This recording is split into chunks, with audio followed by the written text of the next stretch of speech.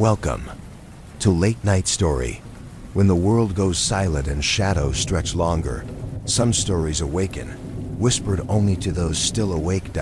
So put on your headphones, turn down the lights, and let me guide you through the quiet hours. If you're listening alone, you're exactly where you need to be. If everyone can leave a comment to let me know where you are listening from in the world, don't forget to subscribe before you drift too far into the dark.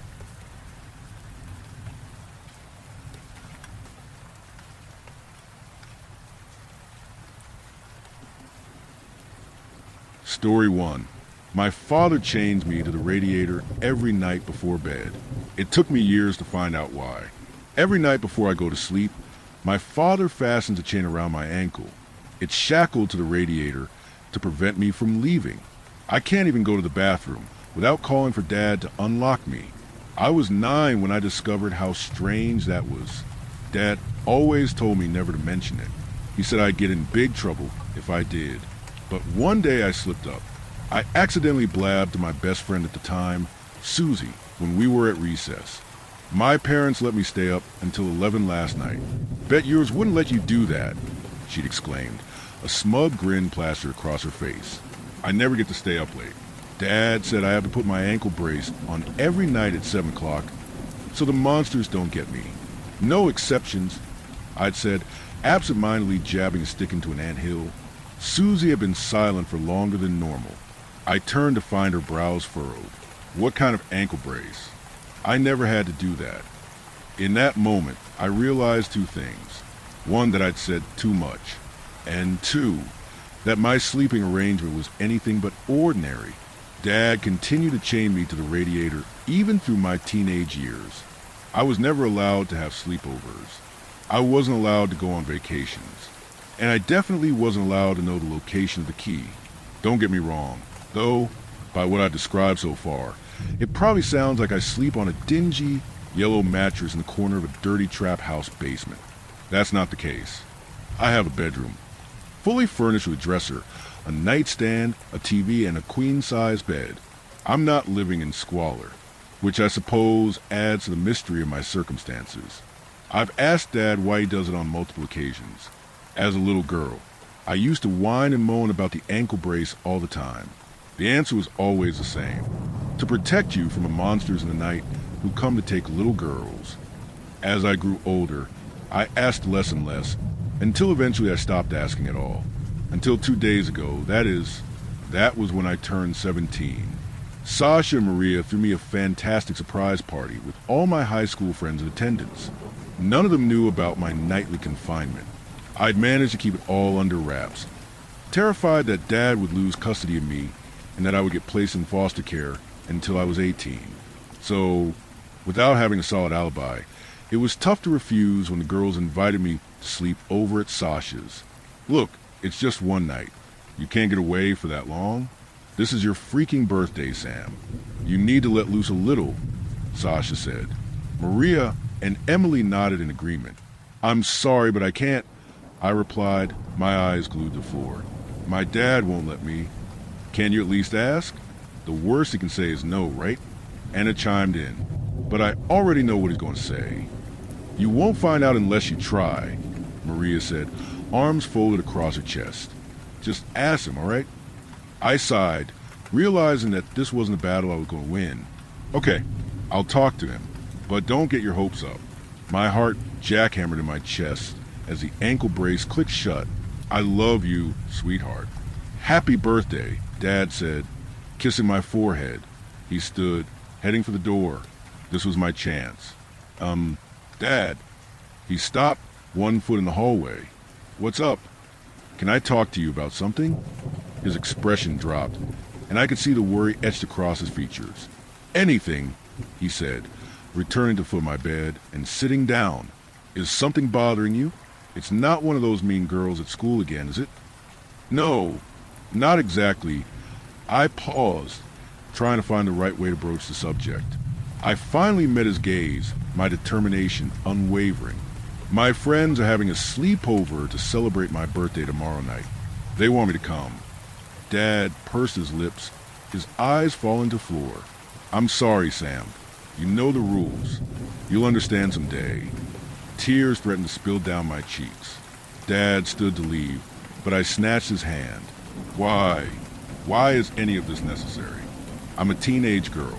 I want to go out with my friends. I want to stay up talking about boys. I want to be free from this bed. I can't live like this forever, Dad. He frowned. I could practically see the thoughts swimming in his head. Okay, I think you're old enough to know the truth. Dad sat back down. I could tell that this was difficult for him. This is going to sound absolutely ridiculous, but you have to bear with me. Do you remember when you were a little girl, and I told you that we needed to do this so the monsters wouldn't drag you away? I furrowed my brows, but I nodded. Well, that was only a half-lie. There's not some werewolf or vampire or alien creature waiting to drag you off into the night. Sam, you have to believe me, he said, taking my hand. The monster's inside of you. I cocked my head to the side, struggling to comprehend his words. What do you mean? Years ago, I made a deal with something not from this world. When you were just 7 months old, you and your mother were involved in a fatal car accident. She died on impact, but you were left in critical condition. I was desperate then. You'd been rushed to the ICU, and the doctors told me that it didn't look good. It would have taken a miracle for you to pull through without lifelong medical issues. Samantha, I have never been a religious man, but that night I prayed. I prayed to any deity that would listen just to make you healthy again. I'd already lost your mother. I couldn't lose you too. He paused, tears running down his cheeks, before continuing. I didn't expect it to actually work, but it did. Something answered my prayer. But it didn't come without a price. In exchange for your life, this entity has been living inside you for the past 16 years. It only awakens in the moonlight. So I did the only thing I could do. I kept you from going out at night. I don't know what that thing is, but I know that if it awakens, bad things are going to happen. I know it sounds unbelievable, but this is it, the honest truth. I stared at Dad as he searched my expression. It was then that the realization finally hit me. My father was utterly insane. My finger hovered over the button. I took a deep breath, the weight of my plan sinking in, and I pressed send, got Dad's permission. I'll be there tonight. The group chat blew up with a slew of celebratory responses. I felt a war raging inside me as I read the replies. On one hand, I was more excited than I'd ever been in my life. But at the same time, a more sensible part of me knew that I couldn't count my chickens before they hatched. I couldn't afford to screw this up. I was off from school that day. Dad was busy working his second job. He'd be gone for a good 8 hours, offering me the perfect chance to enact my scheme. Bye, honey. I'm going to work. Be back later. All right, bye. I replied, my heart palpitating with anticipation. I watched through the blinds as Dad's car trundled down the street. Once his taillights disappeared from view, I made a beeline for his room. He kept the key to my restraints at the back of his sock drawer. Fortunately for me, this wasn't my first time snooping through his stuff. The process to have a key duplicated was surprisingly easy. To my luck, the key was a more modern model, not one of the clunky, old-timey ones seen on TV. So I didn't receive any strange looks when I asked to have it copied at the hardware store around the corner. I couldn't help but grin on the drive back home. I found myself rubbing my thumb along the smooth metallic surface over and over again, wondering why I hadn't thought of this sooner. That key was my ticket to freedom. I loved my father, but he needed to learn that his delusions were just that, and that I was done putting up with them. I couldn't stop pacing around the house all day, eagerly awaiting bedtime. I was so anxious when it finally arrived that I thought my head might explode. Dad locked the shackle around my ankle, as per usual, stood, then turned back to me. I love you, Samantha, more than you will ever know. Good night, sweetheart. Good night, Dad. I love you too. The door shut, and I waited with bated breath, listening for the sound of Dad's own bedroom door from down the hall.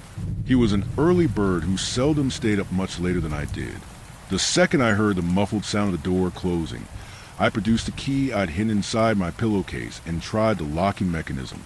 It slipped right in and turned with a satisfying click. I pumped my fist, relishing in my newfound freedom. Though I was relieved of my restraint, I wasn't stupid enough to make an immediate dash for the back door. If I wanted this to work, I had to be certain that Dad was asleep. I figured 30 minutes would be long enough. The seconds crawled past as I awaited my escape. The "where are you?" And "I can't wait for you to get here." Texts from my friends didn't help. But eventually, the time came for me to sneak out of the house. I was giddy with excitement as I tiptoed down the hall. The silence that permeated the house felt deafening. Each soft footfall thundered in my ears as I snuck along. I tensed when I passed Dad's room. He must have been fast asleep by then, because I didn't hear so much as a peep upon reaching the back door. My breath caught in my throat as I unlocked the deadbolt.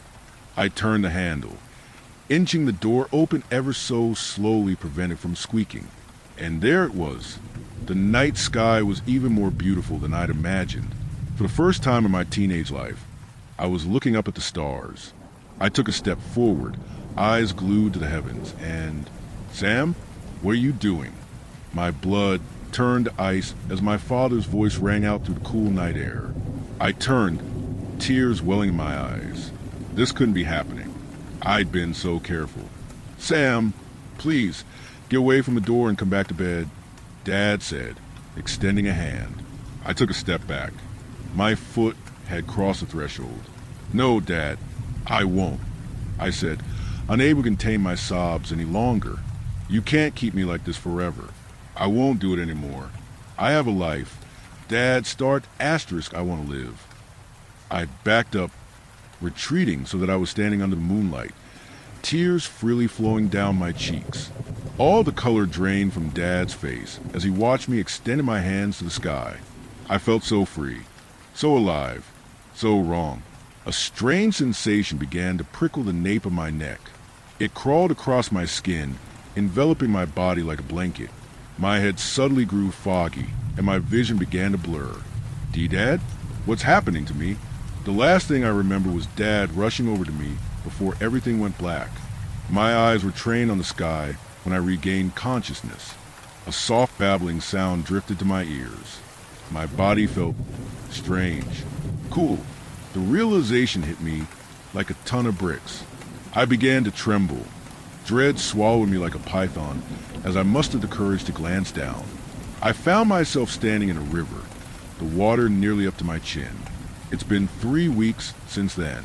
My phone was gone and my clothes were soaked, but when I finally managed to find my way back home, sopping wet and shaking to the core, I found Dad. This time, he was shackled to the radiator, bound and gagged, but otherwise unscathed.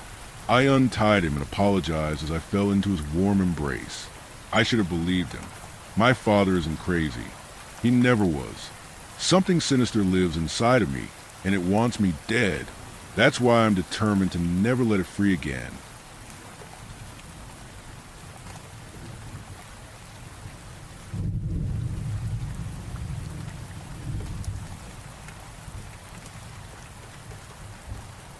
Story 2. I operate an elevator that brings souls to heaven or hell. You know, after all these years of working here, you think I'd be desensitized. But watching an old woman stroll into the front doors with half her head missing, I've got to admit, it still startled me. Luckily, by now, I was experienced enough to stifle my reaction. I pretended not to even notice as she stared at me with her one remaining eye, or as she spoke in perfect English despite half of her mouth being missing, the whole left side of her face a mangled mess of teeth and bone, and what looked like hamburger meat. At least she couldn't feel it at all. Couldn't even tell anything was wrong. "Sir," she asked, her voice shaky. I think I'm lost. I have to find my husband. I stood, knowing just what to do. I'm used to our guests being a little disoriented upon stepping in from that infinite, opaque fog just outside the door. If I'm lucky, I get them into the elevator before they even realize they're dead. "SSHH, don't worry, ma'am. You aren't lost. You've come to the right place." I smiled reassuringly, gently taking her by the hand. "Right this way." She shuffled along beside me as I slowly, patiently led her through the lobby, ignoring the fact she still smelled like burning rubber. She marveled at the marble floors, the velvet silk carpets, the water fountain adorned with bronze cherubs. Wow, this place is beautiful. They don't make them like this anymore, she whispered. You know, I think me and my husband came here once, a long, long time ago. Probably before you were born. Yes, I'm sure of it now. It's exactly like I remember it. Was it shut down? I had to change the subject, misdirect her before her thinking became too clear, and she remembered her own death. I always feel guilty lying to people, but it's easier for everyone this way. But your husband arranged something with us, a very special anniversary present. I said, he's waiting for you now, right this way. She blinked. It's our anniversary? She said, oh dear, I must have forgotten. Oh, how silly am I? Finally, we made it to the elevators. All of them except for one were totally ripped away, opening only into empty shafts. The one that remained stole my breath away every time I laid eyes upon it. Despite how profoundly ordinary it looked on the surface, it was always sitting wide open, as if in waiting. As we approached, I stared at the hall indicator to its side. Tension welled up within me, and then one of the arrows glowed bright, the one leading upwards. I breathed a sigh of relief. I led her into the elevator, and she seemed suddenly nervous to be parted from my side. W, what floor is he on? She asked, what room? Don't worry about it. Everything's been arranged. This elevator will take you right where you need to go. I said, don't worry. It's a wonderful place. You'll see. I think you'll really like it. With that, I slid the lattice doors shut, pushed the handle forward on the rheostat, and the lobby was filled with the slow rattling and rumbling of the elevator until she was gone. Needless to say, this has all been the weirdest job of my life. I should have known something was off from the beginning. I mean, who the hell gets hired to be a manual elevator operator in the 2020s? But the pay was just too tempting to deny. That old woman was a perfect example of what I consider an easy guess. I was a little fascinated by the fact she used to be a guest at the hotel, though I've only heard vague stories of what this place was like back when it was open to the public. Some sort of luxury resort back when the city had a real middle class. Apparently, this elevator never seemed to work back then, but nobody ever bothered to fix it. But maintenance plans would always fall through. Repair dates would be pushed back. Semi-annual inspections would get misscheduled. Paperwork would be lost. Mechanics would call in sick. It was as if some higher force would constantly intervene to keep anybody from investigating it too closely. Allegedly, a night shift janitor once reported seeing mutilated ghosts entering the hotel late at night, stepping into the elevator, and vanishing to places unknown, but he was dismissed as a maniac. Nowadays, the hotel is abandoned, and me and the elevator are all that remains. It's a pretty sweet gig, all things considered. But of course, not all my clients are quite as easy as the old woman. The worst one I saw coming. I always keep an eye on the papers for this exact reason. And when I saw his face in the paper, my heart sunk in my chest. A wiry older man with a long, unkempt beard and a haunted look in his eyes, depicted in gray above a headline reading former soccer coach and alleged predator commits suicide by cop. Immediately I was praying, please, God, don't send him to me. I don't even want to look at this guy. But of course, I wasn't so lucky. It was midnight by the time he came stumbling in through the front door. At least he wasn't as disfigured as some of my guests. He only reeked of booze and had a chest painted red with 3 or 4 bullet holes. But there was a wild look in his eyes, almost feral. I was on my feet in an instant. Good evening, sir. I greeted with a big fake smile. Your suite is just upstairs. We have everything prepared for you, just the way you like it. If you would just follow me to the elevator. He stood there, blinking and dazed as I approached. But the instant I made contact, he slapped my hands away. Get off of me, he hissed. I stumbled, taken aback by the violence in his eyes. Where am I? What is this? I kept that smile plastered on my face through great effort. Sir, you're here for your, convention, I stammered. If you would just follow me. But he was already stumbling away, mumbling to himself, gripping his head as if trying to squeeze old memories back into his brain. There was something there. He could feel it, just out his reach. And then he froze, turned and looked at me. his eyes like ice. I'm dead. I'm dead, aren't I? That's what this is. I tried desperately to stifle the panic rising in my chest. Sir, that is ridiculous. You're acting delusional. Please, if you would just... I tried to lay a reassuring hand on his shoulder. Get away from me. He screamed in a rage. Where am I? Who are you, really? Some sort of demon? You're trying to trick me. Trying to... His voice drifted off as he looked down at the marble floor, mesmerized by his own reflection, staring at the bullet holes in his chest. He ran a hand over the wounds, realizing how numb he felt, how deeply cold. The jig was up, yet I kept up my desperate attempts, tears streaming down my cheeks. Please, sir, there's no need for theatrics. I whimpered. All I ask is for you to step into the elevator. He turned, staring at the elevator, sat there, open, waiting for him. And then, seemingly an instant later, my back was pressed against the ground, and his hands were wrapped around my throat. My lungs cried out for air, but his thumbs were pressed tight against my windpipe, almost crushing it completely.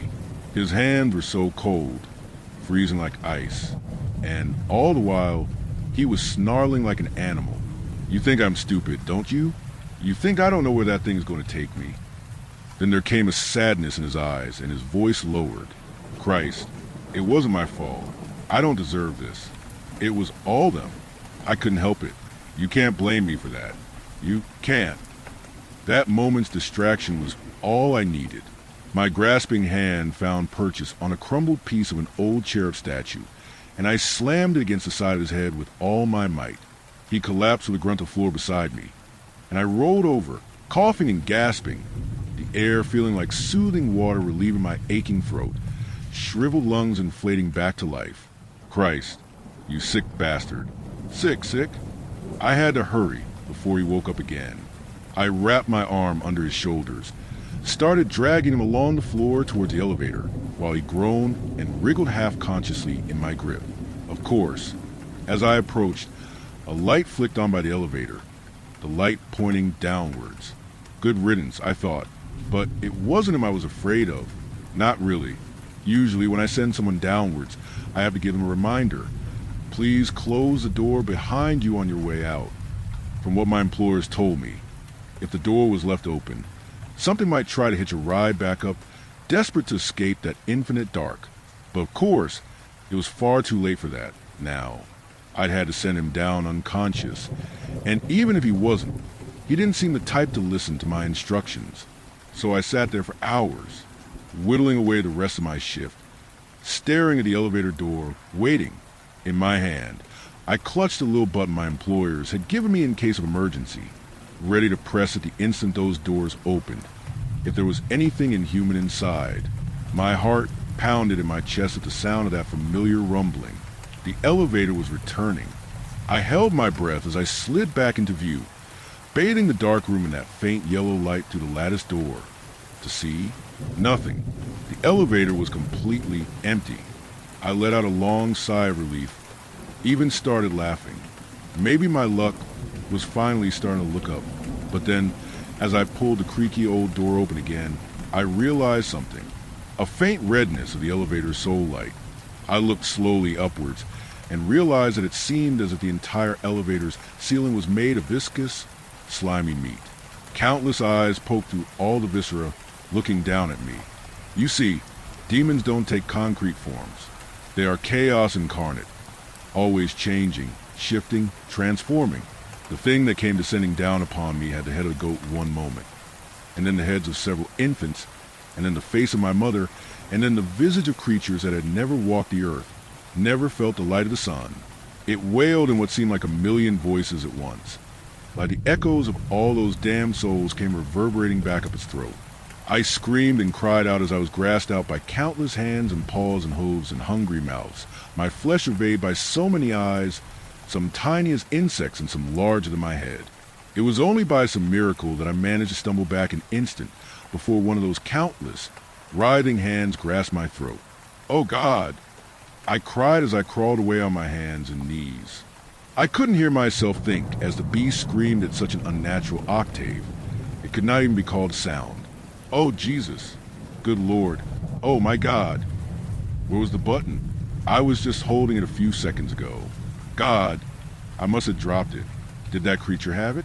With my clumsy fumblings, it would have caught me by now, but it seemed to be distracted by its own tumultuous form, struggling to move with the rate at which it was constantly changing, trying to walk on feet that would change to tentacles and then faces and then eyes beneath it. It managed to solidify only a single immense arm concretely, using it to drag that massive mound of constantly shifting flesh and bone towards me. There it was, all the way across the hall. The button laid on the very edge of an elevator opening, terrifyingly close to falling into the open shaft and being lost completely. I lunged for it, but the beast seized me by the ankle with a hand, and I cried out as it twisted it almost to the point of breaking. I could feel myself being dragged backwards, a wetness, like I was being forced, feet first, in between a pair of massive, hungering jaws. No, God, no. I screamed out, "Oh, God, please." I was like a primal beast at this point, squirming savagely against the claws of a hungry predator, clawing, screaming, wailing, squirming, fighting like hell for any inch of ground I could make, any hint of progress, until at last I managed to slam a fist on the button just moments before it slid over the edge of the elevator shaft and disappeared.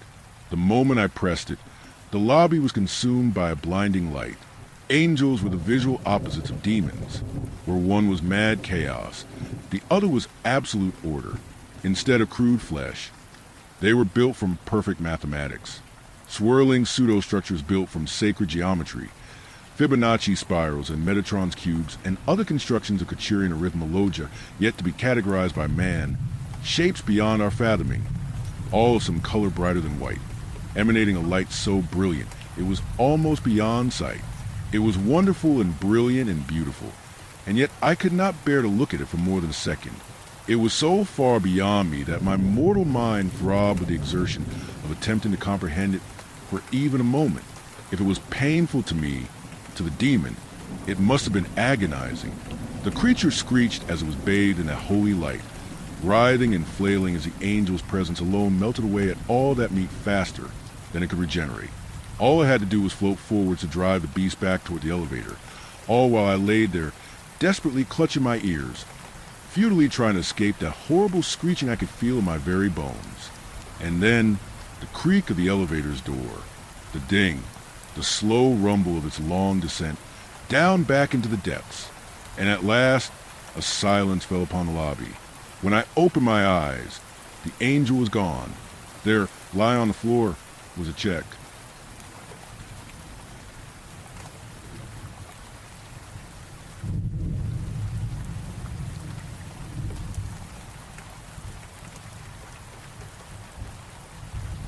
Story 3. I know why it laughs. I've been living in my childhood home for 3 weeks now. Mom passed in February, Dad 2 years before that, and the house became mine by default. I'm 34, divorced, and couldn't afford my apartment anymore anyway. Moving back felt like failure, but at least it was free failure. The house remembers everything. I noticed it before the laughter started. Little things. The way the third stair still creaked in the exact spot where I used to step when sneaking downstairs for midnight snacks. How the afternoon light through my bedroom window still made that same triangle on the wall, the one I used to pretend was a mountain I could climb into. The house held all of it, patient as a photograph. The laughter started on the 4th night. I was scrolling through my phone in bed when I heard it, soft, muffled, coming from directly beneath me. A child's giggle, the kind that bubbles up when they're trying not to laugh but can't help it. The kind that sounds like pure light. I froze. The giggling continued for maybe 10 more seconds. Not malicious, not threatening. Just there, like someone had pressed play on a recording I didn't know existed. I grabbed my phone's flashlight and checked under the bed. Nothing but dust bunnies and a box of my old baseball cards I'd forgotten existed. The Tony Gwynn rookie card was still on top, exactly where 8-year-old me had left it. The next evening, it happened again. 11:47 p.m. That same stifled giggling, like a kid with their hand over their mouth, shoulders shaking with contained joy. This time I was ready. I rolled off the bed and dropped to the floor, shining my light underneath. The laughter stopped immediately, but in that split second before it did, I could have sworn I saw something. Not a shape or figure, more like an impression, the way air shimmers over hot pavement. By the seventh night, I tried everything, removed everything from under the bed, set up my phone to record, even spent one night sleeping on the couch. The laughter still came from upstairs, from my empty room, at 11:47 p.m. exactly. The recording only picked up the faintest sound, like whispers of air forming word in a language I've forgotten how to speak. I started leaving work earlier, telling myself it was to beat traffic, but really I was being pulled back. The house wanted me there, needed me to hear something. Night 10, the laughter was clearer. It was definitely a boy, maybe 7 or 8 years old. There was something achingly familiar about it, like a song you know but can't place. I found myself leaning over the edge of the bed, listening, not afraid anymore, just lost. That's when other things started coming back. Not memories exactly, more like muscle memory.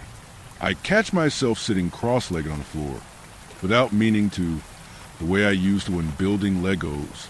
I bought cereal I hadn't eaten in 20 years. Started unconsciously tracing patterns on my desk that turned out to be the same doodles that still mark my childhood homework. Night 15, I recognized the laugh. I was sitting on the edge of my bed when it started. 11:47, reliable as gravity. But this time, instead of fear, I felt something crack in my chest. A fissure in whatever shell I'd built around myself. I knew that exact laugh. I knew when I'd laughed it. The night before my 9th birthday. Mom and Dad had hidden my present under the bed. A remote control car I'd been begging for. I'd snuck out of bed to investigate and found it wrapped in silver paper that caught the moonlight. I remember pressing my hand over my mouth, trying so hard not to wake anyone, but the joy just bubbled out anyway. Unstoppable, pure. The laughter under my bed was mine. From 25 years ago. After that, I started recognizing all of them. Each night brought a different laugh, a different moment. The night I'd successfully prank called my sister from the landline in this very room. The time Jake slept over and we told ghost stories until we scared ourselves into hysterics.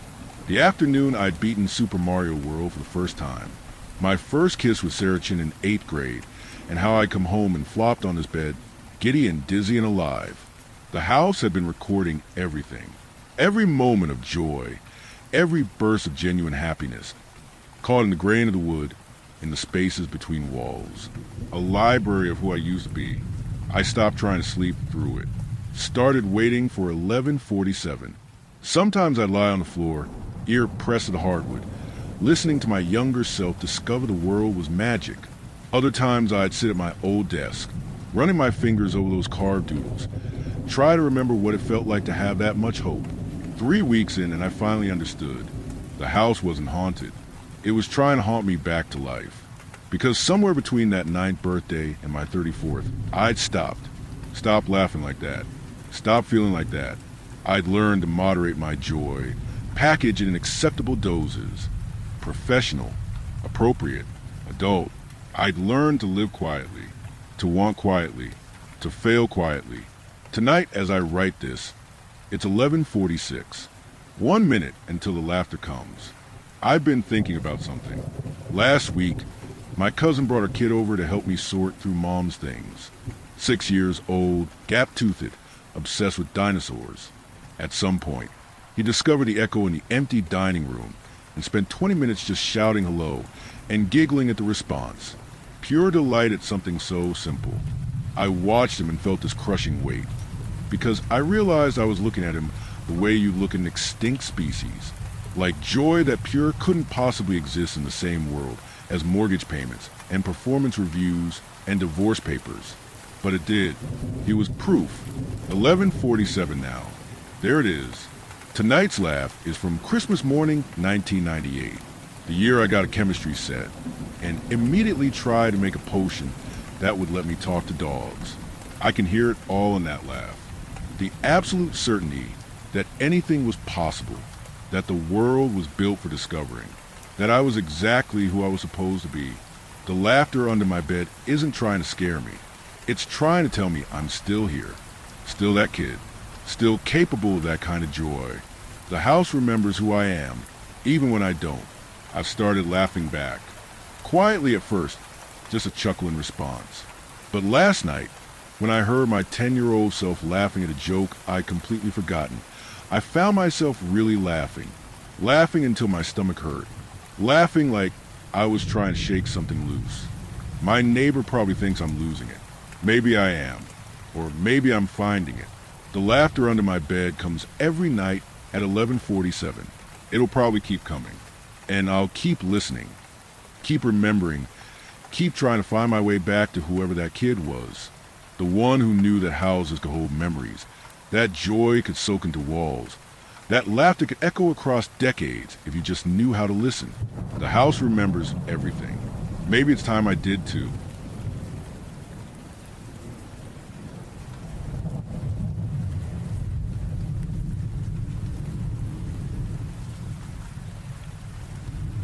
Story 4.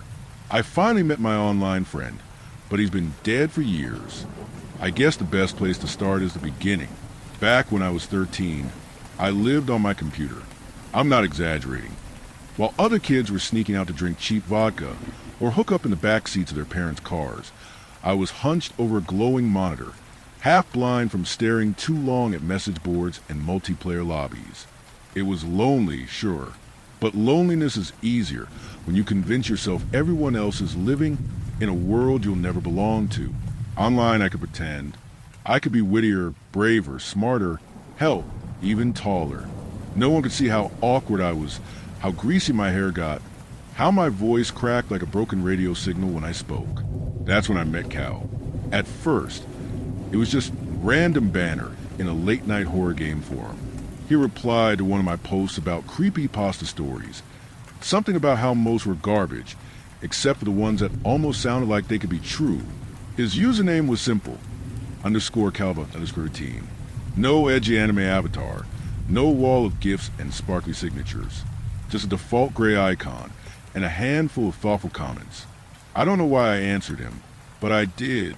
One reply turned into a back and forth, and before long, we were messaging outside the forum, then voice calls, then video. It's strange, looking back, how fast I trusted him. Maybe because he never pushed for anything. He never teased me when I stammered, never asked for pictures I wasn't comfortable sharing, never seemed bored when I went off on one of my tangents about the dumbest stuff. He was safe. By the time I was 15, Cal was the closest friend I'd ever had. Over the years, we grew up together, digitally at least. I remember his laugh, this low, gravelly chuckle that always sounded like it belonged to someone older. He claimed he was only a year ahead of me, but I never pressed him on it. It didn't matter. We shared everything. My first heartbreak? He was the one who stayed up with me on voice chat until sunrise, telling me the girl didn't deserve me anyway. His first job? He streamed his shifts in a dead-end convenience store, so I could keep him company while he mopped the same yellowing tiles over and over. And then, like these things often go, life got in the way. College, jobs, relationships. Months would pass between our conversations, sometimes a year. But whenever we reconnected, it was effortless, like no time had passed at all. The last real chat we had was about 2 years ago.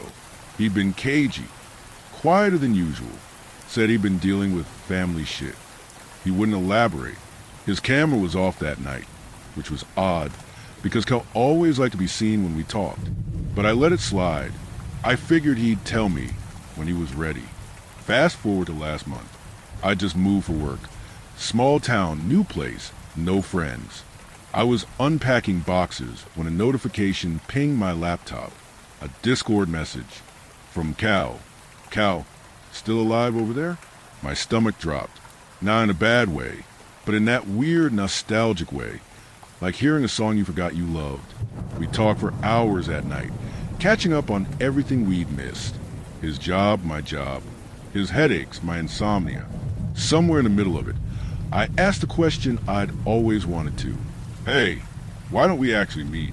In person, there was this pause, longer than it should have been.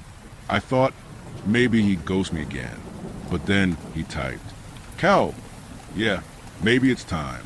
I should have been excited. Hell, I was excited. But something about the way he said it nagged at me. He didn't suggest a place, didn't ask about my schedule, just said he'd let me know soon. The following week, he finally gave me an address. Not a restaurant, not a cafe, just a street corner in a town about 40 minutes from mine. It felt off, but I told myself I was being paranoid. After all these years, wasn't this what I wanted? To finally see him face to face? So I went. The town he directed me to was quiet, like a place suspended in amber. Rows of brick storefronts, most of them boarded up or closed early. The kind of main street where even the street lights seemed tired. I parked, double-checked the address, and waited.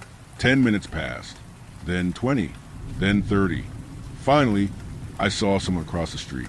Tall, dark hoodie, standing completely still under the flickering orange glow of a street lamp. Something about him made my chest tighten. He didn't wave, didn't move toward me, just stood there, watching. And though I couldn't see his face, I knew deep in my bones. That was Cal. I almost didn't get out of the car.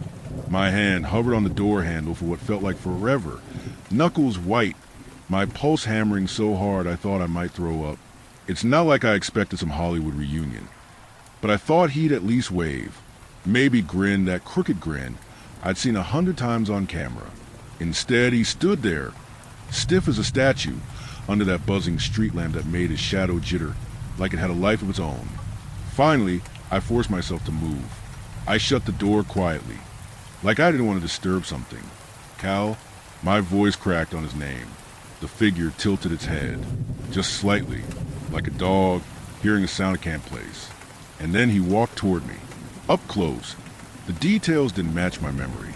His hoodie looked faded, almost bleached in strange patches, like it had been left too long in the sun. His jeans hung loose, frayed at the knees, and his skin, God, his skin looked pale, not just pale but thin, like there was nothing underneath it.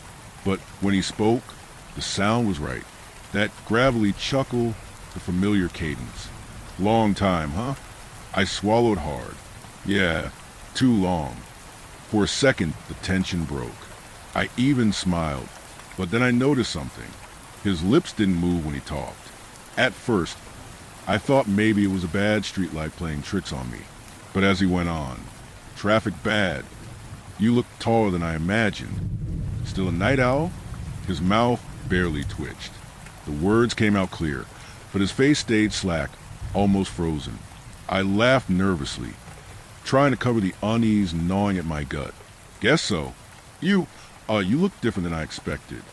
He tilted his head again, just like before. "Do I?" "Yeah. I mean older, maybe." That chuckle again, low and dry. Guess we both changed. We walked. He didn't ask where my car was. Didn't suggest going anywhere.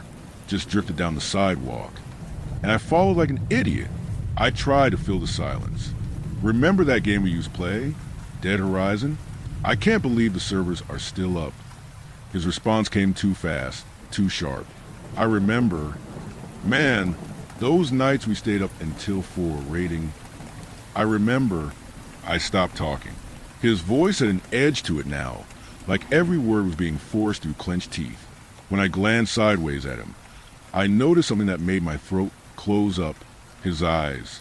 They weren't focused on me. They weren't focused on anything. Just wide, glassy, staring dead ahead, as if he was walking a path he'd memorized long ago.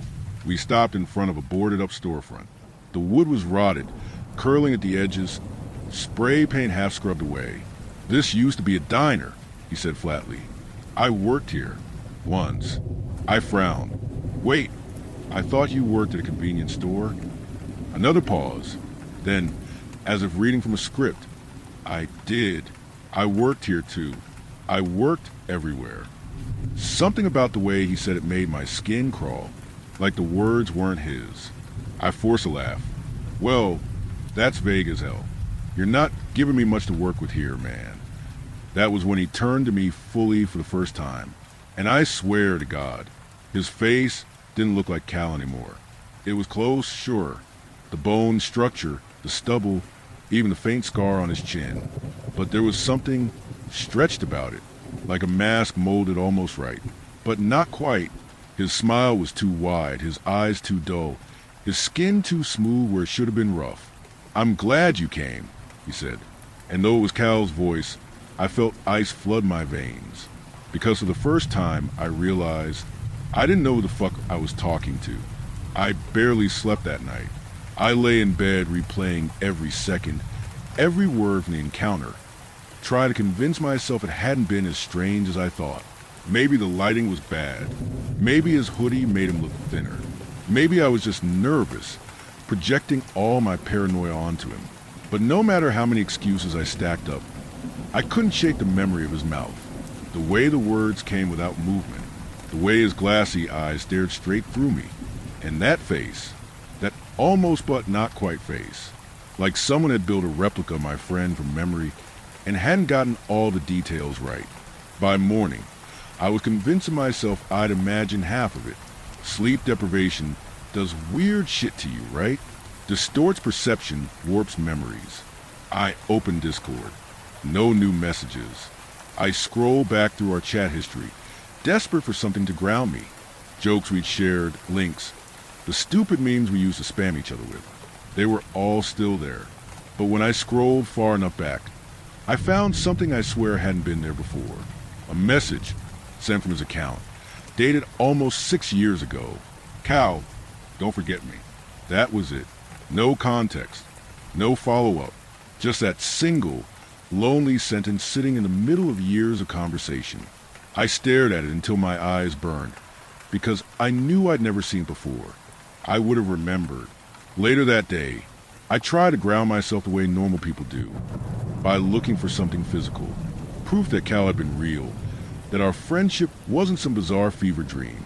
I dug through my old hard drives, found screenshots, clips from our late-night game sessions, his voice on recordings, laughing at my awful aim, his webcam feed in the corner, blurry and pixelated, but undeniably him.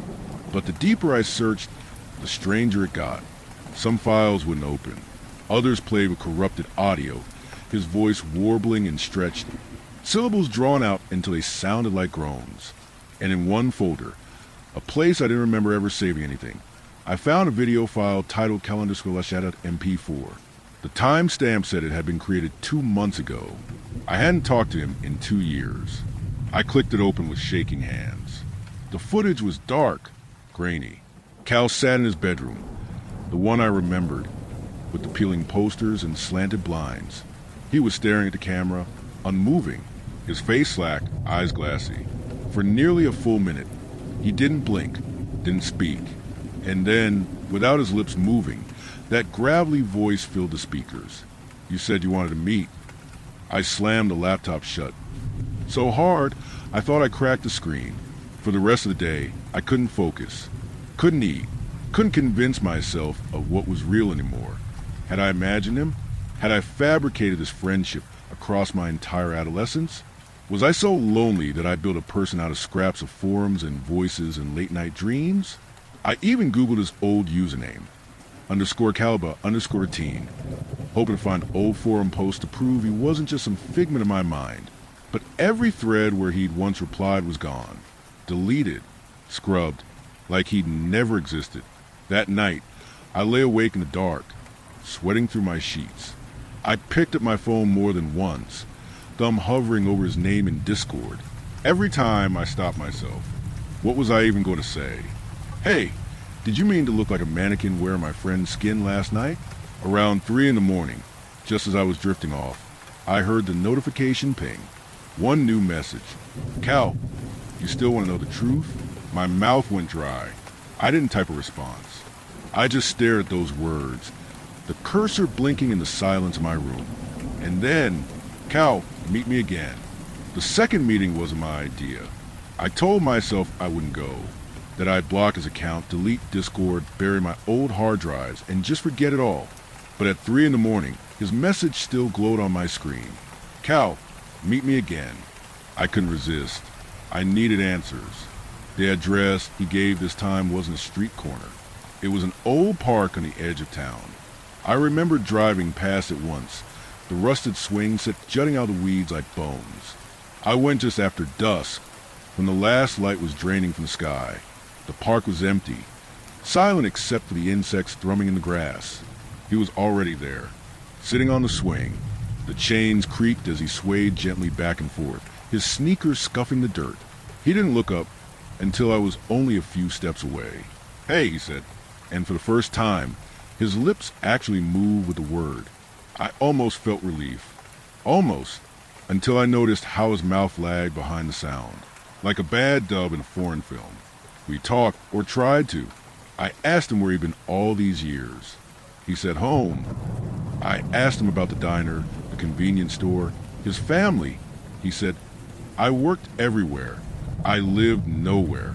Family is gone." I asked him why his messages were showing up with impossible dates, why his voice came out of him wrong, and he just smiled. "You always wanted me to be real." Something about the way he said that made my stomach turn, like this wasn't about him, like it was about me. Halfway through, a dog walker passed through the park, just some middle-aged guy with earbuds in, holding a leash. He barely glanced at me until his eyes fell on Cal. The man froze. His dog started whining, pulling on the leash, desperate to get away. "Hey," I called, trying to act casual. "Sorry, is everything okay?" The man didn't answer.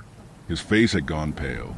He just shook his head slowly, muttering something I couldn't hear, and dragged the dog back the way he'd come. When I turned back, Cal was grinning. "They don't like me," he said. I wanted to scream. The more I looked at him, the more wrong he seemed. His skin wasn't just pale, it was translucent in the glow of the nearby lamppost.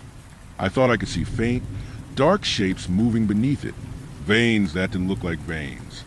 And his eyes, they weren't glassy anymore. They were hungry. I stood up so fast the swing beside him rattled. "I need to go." He didn't move, didn't try to stop me, just said, "I'll see you soon." I drove home like a bat out of hell, checking the rearview mirror every 30 seconds, half expecting to see him sitting in my backseat. When I got to my apartment, I locked every door, every window, shoved a chair under the doorknob, and then I sat in the dark, trembling, waiting for him to message me again, because I knew he would, and I knew I wouldn't be able to stop myself from answering. I couldn't shake the dog walker's face, that look of raw, unfiltered fear, not confusion, not annoyance, fear. It told me more than anything else could. I wasn't imagining this. I wasn't just tired or nostalgic or spiraling into paranoia. Something was deeply wrong with Cal, and I needed to know what. The first step was the basics. Name, birthplace, anything. But here's the thing. After nearly a decade of friendship, I realized I knew almost nothing about him. His full name had never come up. I'd never seen a driver's license, never heard him mention a hometown. It was always just Cal. I tried his old username, _Calvert_13, again. This time I went deeper. Cached pages, old archives of horror forum where we first met. Most of it was gone, deleted, but in a forgotten snapshot from 2012, I found a clue. One of his posts had a signature block he must have added briefly before removing. A line of text that read, "Calvin R. Fear only feels real if you let it. Calvin." It felt strange to see the full word, like I'd uncovered something I wasn't supposed to. I copied it into Google, adding the name of the state I'd moved to, and then my stomach bottomed out, because the first result wasn't profile or a LinkedIn page or some grainy Facebook account. It was an obituary. Calvin R., age 19, passed away unexpectedly in 2015. I couldn't breathe. I clicked the link with shaking hands. There was a photo. It wasn't crystal clear, grainy, like it had been scanned from a printed yearbook. But it was him. The same crooked jawline, the faint scar on his chin, the same eyes. The obituary mentioned a car accident. Foggy night, late shift black ice. He'd been working at a convenience store when it happened. The date of death was 8 years ago. 8 years. And I had talked to him 2 weeks ago. I told myself it had to be a mistake. Maybe it was someone else with the same name, the same look, but I couldn't let it go. The funeral home was still listed. A tiny place 2 towns over. The next day I drove there. It was a squat brick building with peeling paint and an old sign swaying in the wind. The man at the front desk looked confused when I asked about Calvin. "You a relative?" he asked. "No, just an old friend." He squinted at me, like weighing whether to send me packing. Finally, he sighed and disappeared into the back. When he returned, he set a yellowing folder on the counter. Inside was a single page. Death certificate. Name, Calvin R. Age 19. Cause, vehicular accident. Date, February 7, 2015. I stared at it until the words blurred. The man cleared his throat. "You said you were a friend?"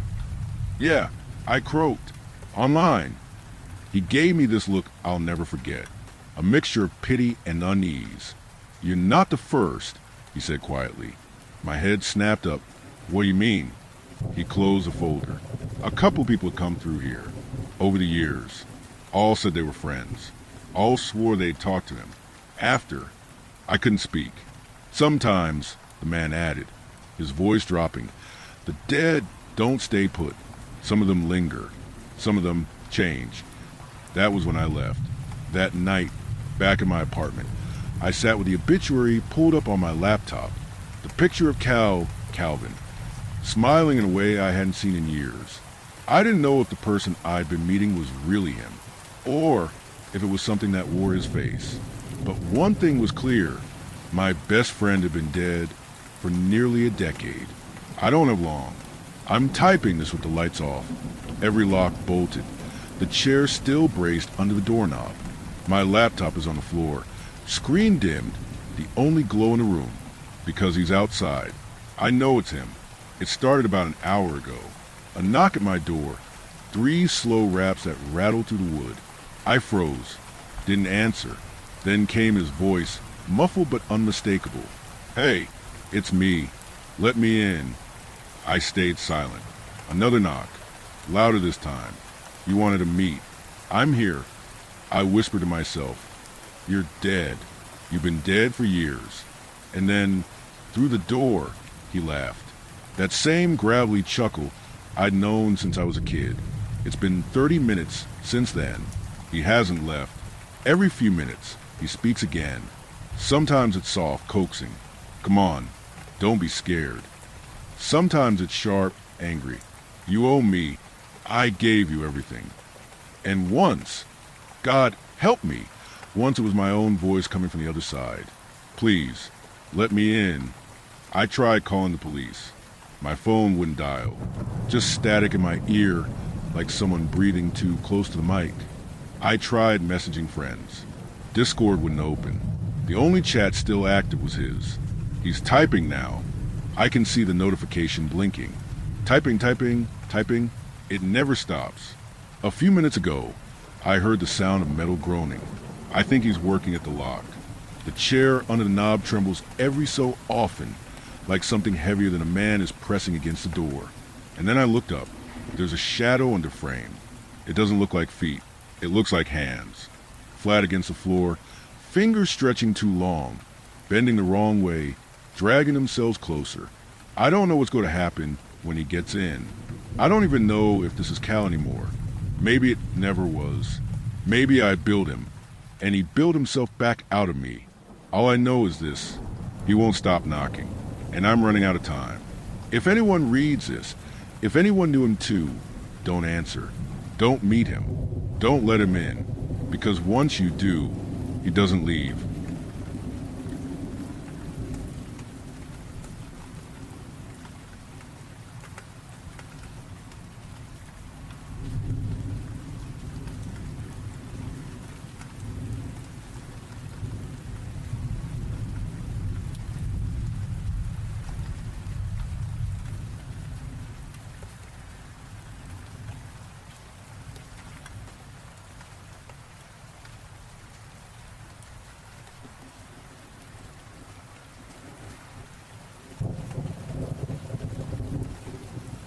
Story 5. Work in a 24/7 diner. Last night's customers weren't human. You know how it only takes a few small accidents to make you homeless? An emergency expense here, a couple of overdraft fees there, a rent check that bounced because of fees, and an eviction notice that happened because of the bounce. I went from stable, albeit not wealthy, to sleeping in my car within 4 weeks.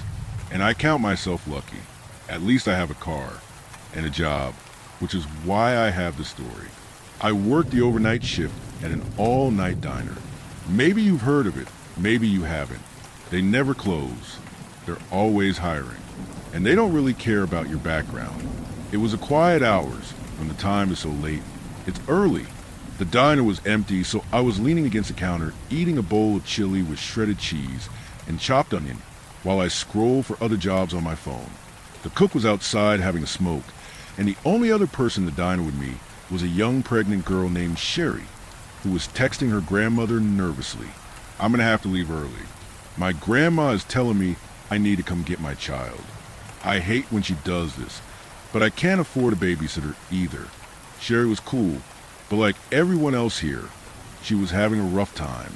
Her boyfriend was in prison 60 miles down the road, and part of why she worked here was to fill his accounts and have enough money for regular visits. He was there for murder or something, but we don't really talk about our personal lives, so I wasn't sure. Brucius was the cook, and he took a smoke break at every available opportunity, which, when the restaurant was empty, meant a lot of opportunity. He'd wander back if a customer walked in, but there was no reason to bother him. Hey, it's not a problem. I'll handle everything. Go pick up your kid. Thank you. You're a lifesaver. I owe you. Don't worry about it. I'll see you Wednesday. She ran out the door, and I didn't think anything of it.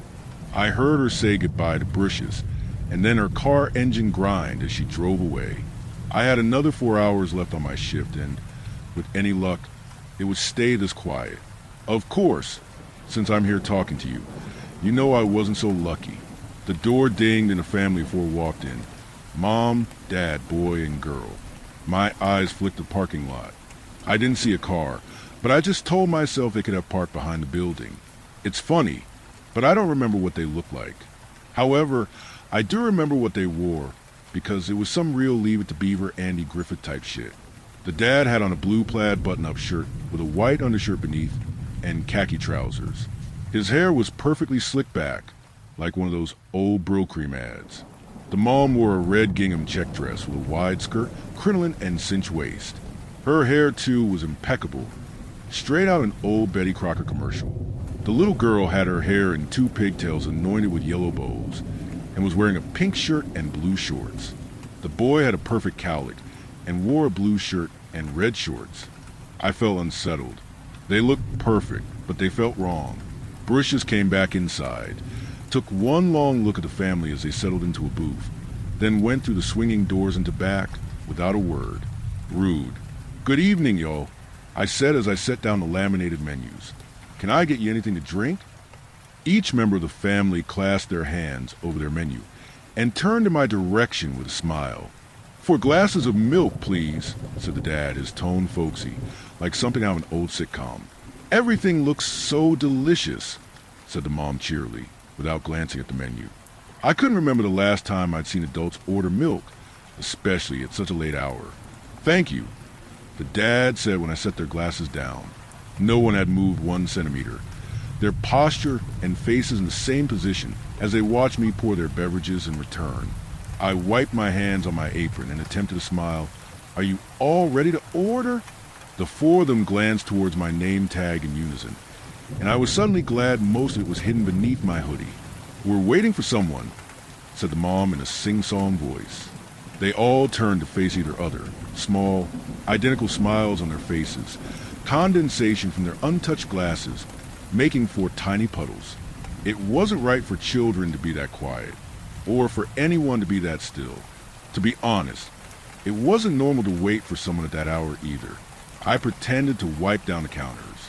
Guests weren't supposed to be left alone, and I didn't know what to do. Are you sure I can't bring you anything? I asked after a couple distressingly silent minutes. We told you we're waiting, one of the children hissed. I startled and dropped the rag. That wasn't a child's voice. All four sets of eyes again fixated on me. But this time, no one was smiling. My heartbeat rushed in my ears, and I could have sworn they heard it too. Okay. I laughed nervously, my voice a little too high. Abruptly, out the corner of my eye, I saw Britius waving frantically behind the swinging doors, gesturing for me to join him in the back. Relieved to have an excuse to leave, I backed away slowly, something deep in my most primal brain telling me not to turn my back to them. Rules be damned. I couldn't be out there alone with them a second longer. I barely opened the swinging doors when he jerked me all the way in. "Listen," he whispered urgently, his grip tight on my arm. "Those people out there aren't real people." I looked back to the small window in the swinging door. "I don't," he interrupted me. "What I don't have is time to explain. You see that bag of salt?" He jerked his head toward the giant-sized bag of pure rock salt I'd somehow never seen since working here. "Pour a line at the front. Make sure it's far enough back that the swinging door won't break the line. It needs to go all the way from one wall to the other. Pour extra, if you're not sure. I'm confused, and I'm scared shitless. Pour." He hefted his own large bag of salt and began making a wide circle, one large enough to fit us both. Looking behind him, I could see there was already a similar salt line at the back, stretching from wall to wall. I had no idea what was happening, but I'd never seen Britius be anything other than laid back and chill my entire time here, and that was enough to get me to listen. As I poured, I took a peek through the round window in the swinging doors and spotted the family still sitting there. They still hadn't moved. "This is really fucking creepy," I muttered under my breath. Once my line of salt had been poured and double-checked, Britius pointed to the inside of the circle and pressed a finger to his lips. Tiptoeing to the wall, he carefully opened the circuit box. Then, taking a deep breath, he switched off the breakers, plunging the entire restaurant into darkness and turning off the lights outside. In the next instant, he'd leapt to join me in the middle of the circle. One heartbeat later, I heard the most ungodly shrieking from the dining area. I clamped my hands over my ears, but it didn't help. It was like the sound waves were made of broken glass. My skin felt like it was being peeled off. My eardrum screamed. I started to fall over and stopped abruptly only partway down. Britius had twisted the collar of my shirt around his hand. I'd almost fallen outside the circle. Another shriek rolled over me, and I sobbed in confusion and pain. My muscles clenched into knots as I fought an instinctive urge to run. Britius' grip tightened, keeping me grounded. Just then, the swinging doors blasted open, and a roiling, inky mass slithered and slopped its way inside. You'd think it would be too dark to see anything, but there were so many mouths, so many teeth, so many eyes. The space filled with the scent of rot and tar. This was a family. I retched and clamped my hands over my mouth to keep the vomit down. The mass glided and spilled its way up to the very edge of the salt line and stretched horizontally along its entire length. I understood why there was a circle now. If there had been the slightest gap in the line, or between the line and the wall, it'd have slithered its way across. My eyes burned the longer I looked. I felt something warm drop onto my hand. I thought it was tears. It was a nosebleed.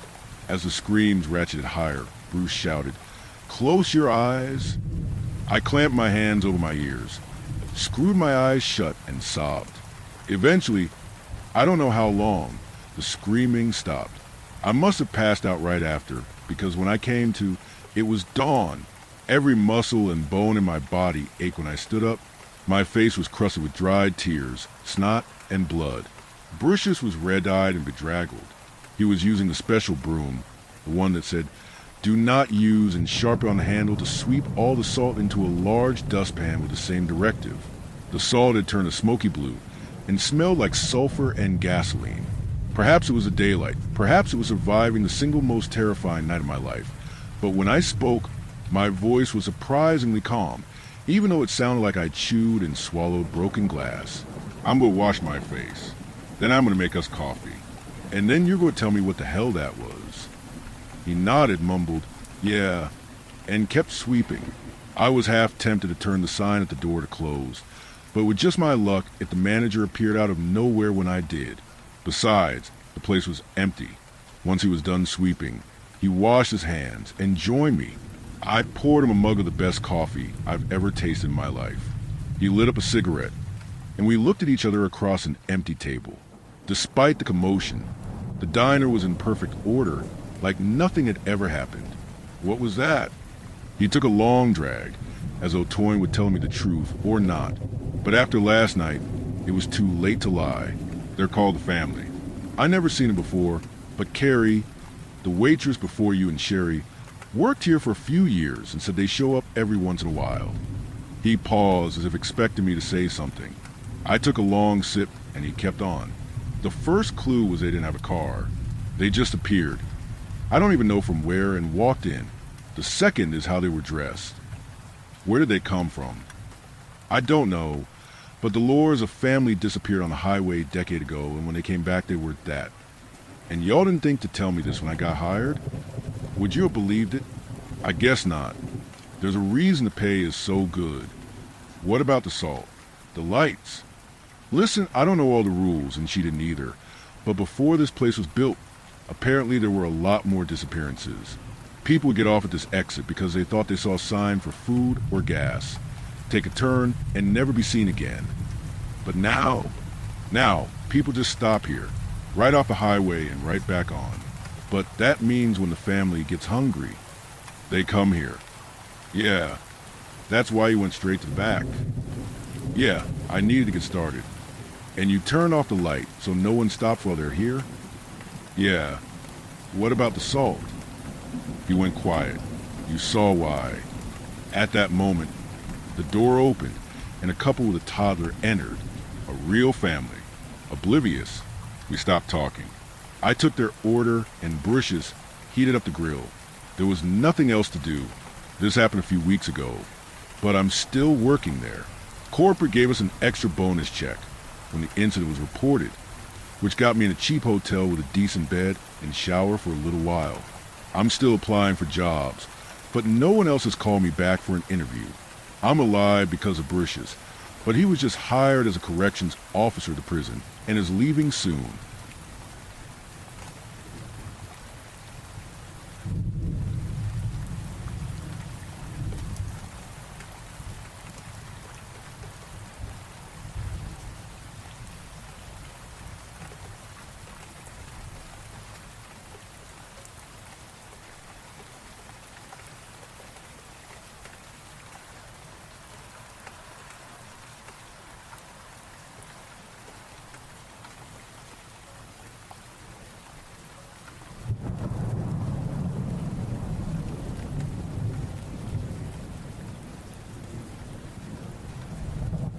Story 6. There's a reason you don't camp in the Blackwood Forest anymore. This isn't just a story. It's a memory, a stain on time from a place I sometimes wish to forget. It started like any other late August trip into the Blackwood National Forest. My sister Chloe and our friends Liam and Maya. We were experienced hikers, not thrill seekers, just looking for that perfect spot, miles from self-service, where the stars truly drown out the artificial light of civilization. Our target was Whispering Falls, a legend of a place where the wind supposedly carried ancient voices through the rock formations. A bit cheesy maybe, but we were young and romantic enough to buy into it. The first 2 days were idyllic. Sun-dappled paths, the scent of pine and damp earth, the rhythmic crunch of boots on fallen leaves. We'd found a clearing near a small, gurgling stream, far off the main trails, and set up our tents. It was perfect. We cooked over a small fire, swapped stories, and watched the meteor showers paint streaks across the inky sky. Liam, ever pragmatic one, even commented, "See? No ancient spirits, just crickets and bad jokes." We laughed, agreeing. The woods felt peaceful, ancient, but benign. Then came the third night. The change was subtle at first. A shift in the air, a drop in temperature that felt unnatural, even for late summer. The crickets, which had been a constant chorus, slowly fell silent, one by one, until the quiet pressing on us like a physical weight. Even the wind, usually a gentle sigh through the canopy, seemed to hold its breath. Chloe was the first to notice something truly amiss. "Did you guys hear that?" She whispered, peering out of the tent flap into the moonless night. Like a dragging sound, and then a thump. We listened. Nothing. Liam, already half asleep, mumbled, "Just an animal, Chloe. Probably a deer."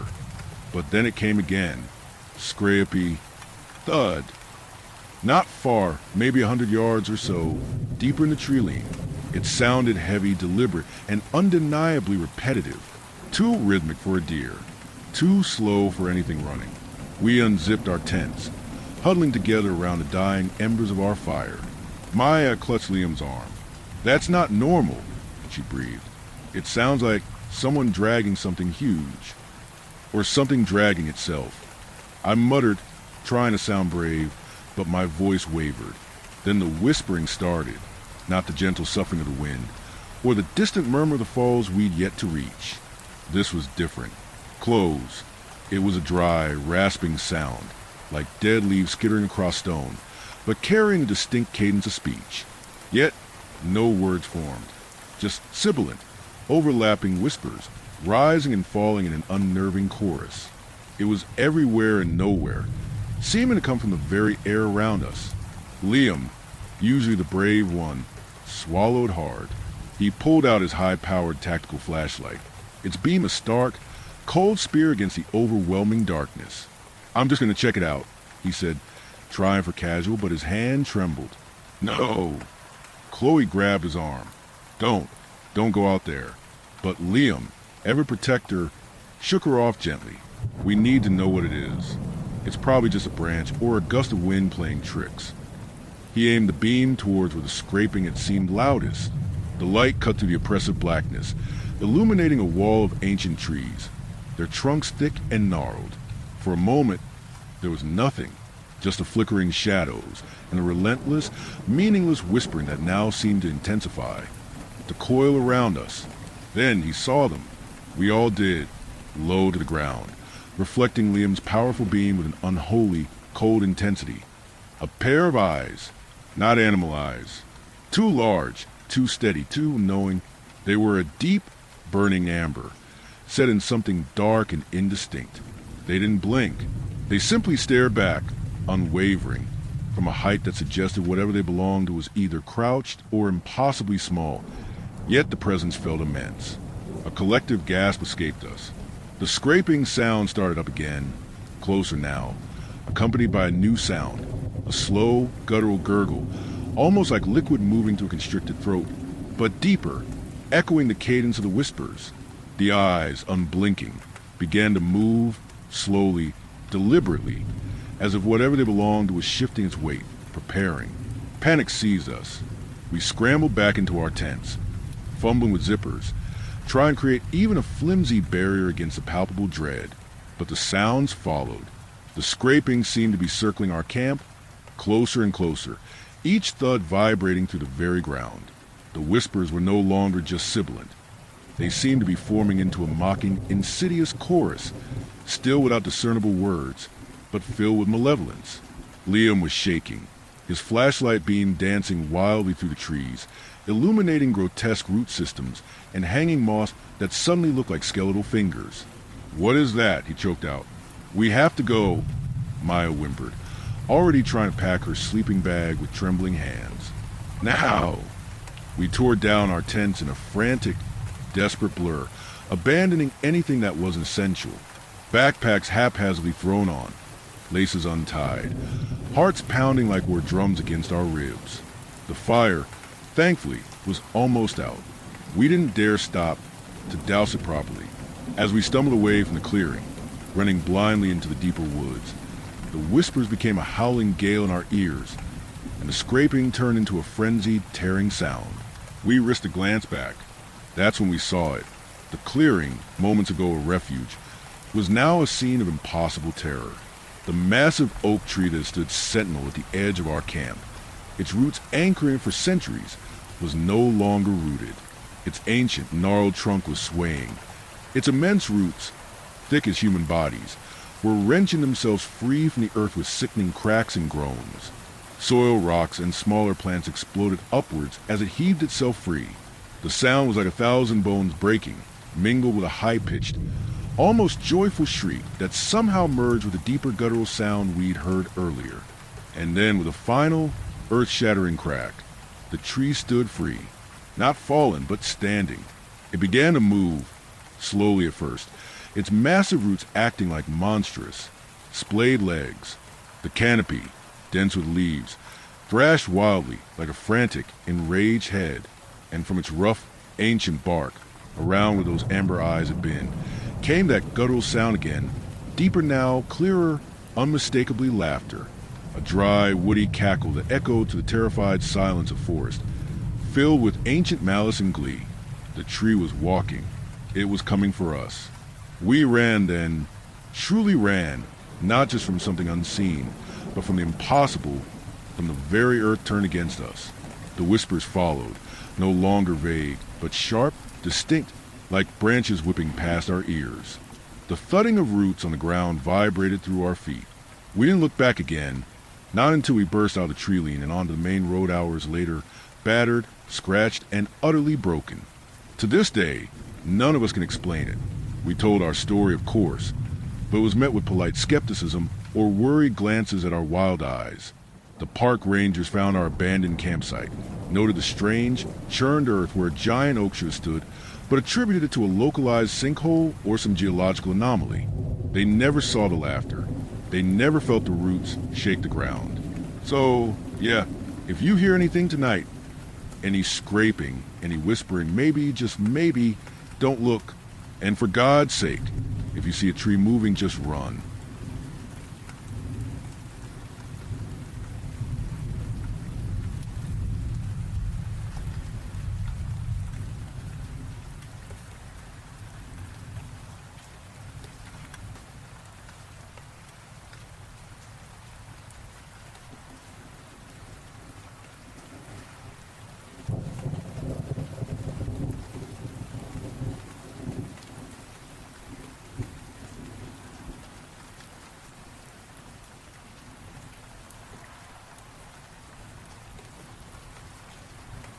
Story 7.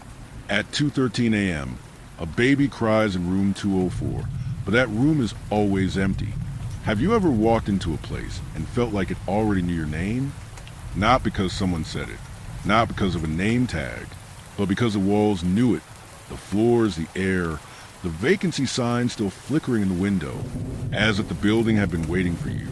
And what if, just imagine, you were warned not to answer a phone that doesn't ring for people, or not to look into a mirror, because it might reflect more than your own face.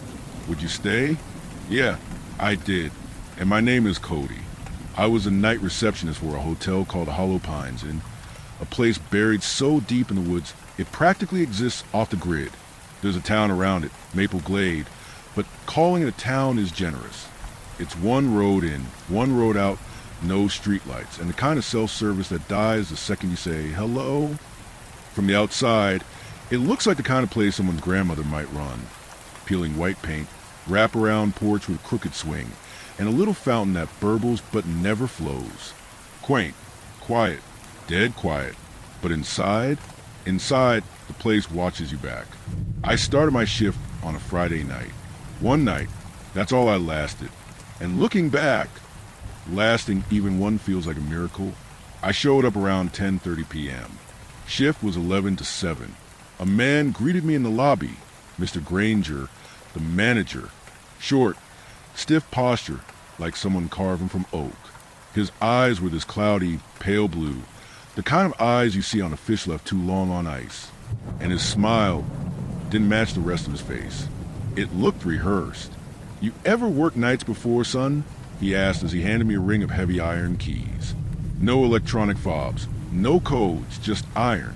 Not really, I said, but I don't mind the hours. He gave me the slow nod, then gestured toward the front desk. Everything you need's there. Coffee in the back. Hot if you get tired. And no check-ins after midnight. I forced a laugh. Easy enough. He didn't laugh back. He didn't even blink. Instead, he reached into the drawer behind the desk and pulled out something thick and glossy, a laminated sheet, yellowing at the corners. 11 rules, printed in bold, black, government type font. The last one, double bold. All caps, like it was the only one that really mattered. The rules of the Hollow Pines in Night Shift. 1. Lock the front doors at exactly 11:01 p.m. Not a minute before. Not a minute after. 2. 3. If the lobby phone rings and there's no one in the lobby, do not answer it. 4. 5. If a guest named Mr. Black asks for a room, tell him we are full, even if we are not. 6. 7. Between 2:13 a.m. and 2:27 a.m., you may hear a baby crying from room 204. Do not go up there. No one is in that room. 8. 9. If you see a woman in a green dress staring to the front window, do not make eye contact. Turn off the lobby lights until she leaves. 10. 11. The mirror in the hallway by room 108 will show things that aren't there. Avoid looking at it after 3 a.m. 12. 15. Never go into room 103. It is always vacant. It must stay that way. 14. 15. If the power goes out, don't panic. Stay behind the front desk and keep your eyes on the service bell. If it rings, someone is trying to come through. 16. 17. At exactly 4:44 a.m., you may hear someone whisper your name. Do not respond, even if it sounds like your mother. 18. 19. Do not, under any circumstance, take the elevator between 1:30 a.m. and 2 a.m. 20. 21. If you break a rule, apologize out loud. Say, I acknowledge my mistake. It won't happen again. Then pray it's enough. 22. I remember staring at that list and thinking it was a joke, some twisted hazing ritual for new employees. But Mr. Granger wasn't joking. He never cracked a grin, never explained a thing, just handed it to me like it was the 10 Commandments, then left without another word. At 11:01 sharp, I turned the bolt on the front doors, and as a click echoed through the empty lobby, it felt final, like the building had just inhaled me. That was the last moment things felt normal. What happened next? Well, it wasn't one big event. It was a slow unraveling of reality, a string of impossible moments stitched together by fear, and every rule I almost broke. Because some rules, they're written for legal safety. But these were written in blood and survival. Want to know what I saw when the lights flickered at 1:42 a.m.? Or who called the lobby phone even though the line had been dead for years? Then stay tuned, because once you start the story, you're already inside the Hollow Pines Inn, and it's already watching you. I chuckled, nervously mostly, and held up the laminated sheet like it was a script from a prank show. Is this some kind of weird initiation?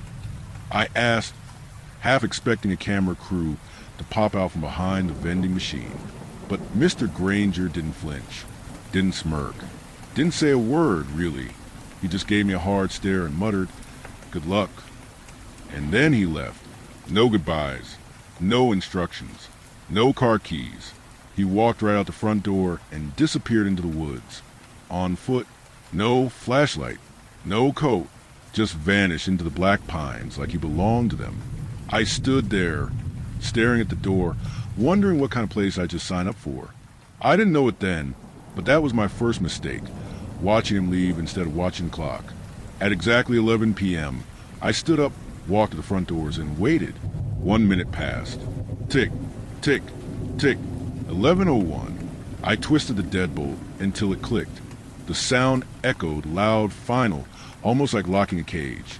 I stood there for a moment, listening. The hotel was silent, eerily so. No cars outside, no wind, just the soft hum of the old overhead lights. Nothing happened. So I breathed out, sat down behind the desk, and flicked on the dusty TV mounted in the corner. Static buzzed for a second before settling on a local news channel where nothing important was happening. Just weather maps and somebody's tractor accident. It was peaceful, too peaceful. The next hour passed uneventfully. 2 guests came down in slippers, yawning, asking about snacks. I helped them get some candy from the jam vending machine, made a joke about it eating dollars, and sent them back upstairs. If anything, the place just felt old, empty, a little sad, but safe. That changed at 12:43 a.m. The phone on the desk rang.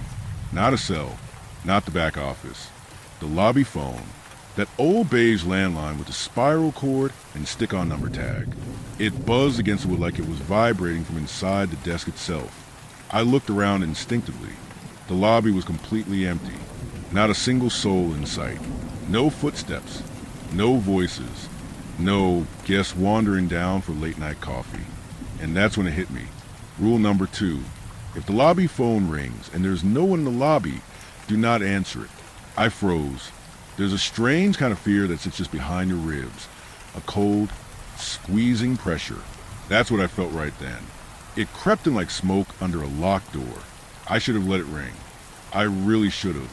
But curiosity, that devil wearing a friendly face, got the better of me. It's just a phone call. I whispered, what's the worst that could happen? And I picked it up. Hollow Pines in front desk. Silence. Not just on the line. In everything, the room seemed to go still. The air stopped moving. Even the buzzing light overhead quieted like it was holding its breath.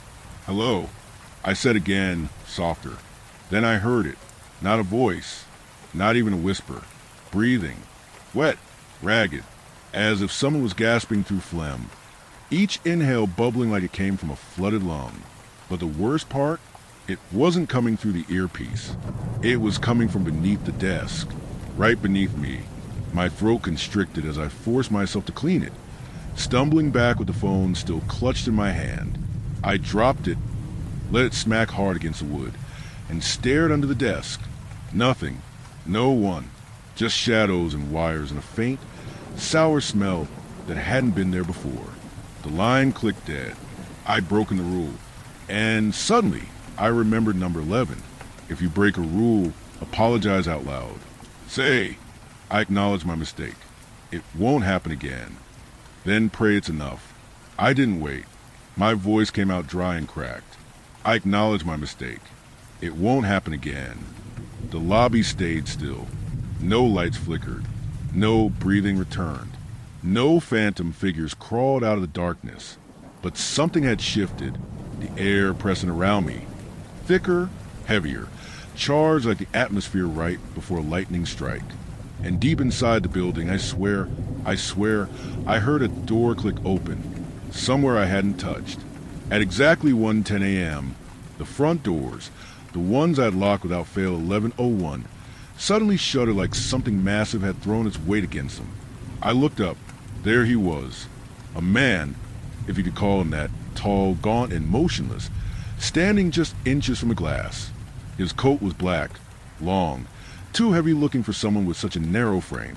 His skin looked wrong, too pale, almost blue, like snow packed over dead flesh.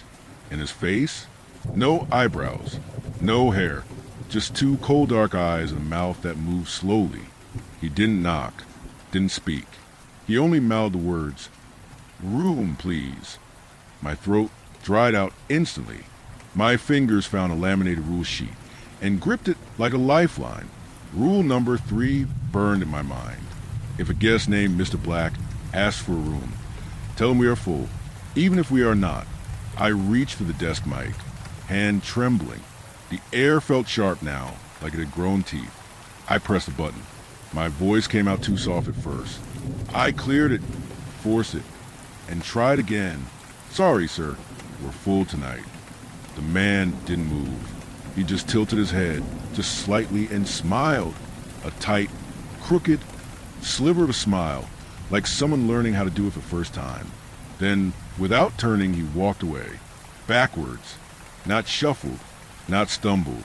Walked backward, clean, steady steps.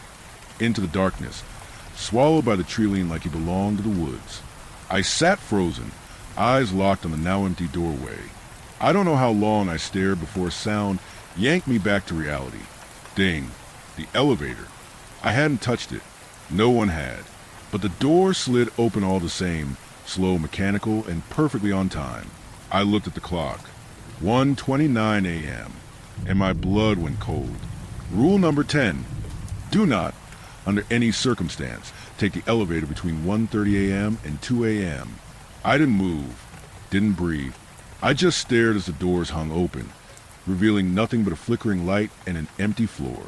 For a moment, I thought that was it, that the elevator would close and I could forget it ever happened. But at 1:34, she stepped out. A woman, long black hair hanging down in soaked strands like seaweed, skin pale like parchment. She wore a thin dress, like something meant for a hospital bed, and her eyes, God, her eyes, were too wide, too alert, stretched open like they were stuck that way. She never looked at me. She simply walked across the lobby, silent, bare feet touching down like feathers, and vanished into the hallway toward the guest rooms. No footsteps, no sound at all, like she floated more than walked. I didn't move.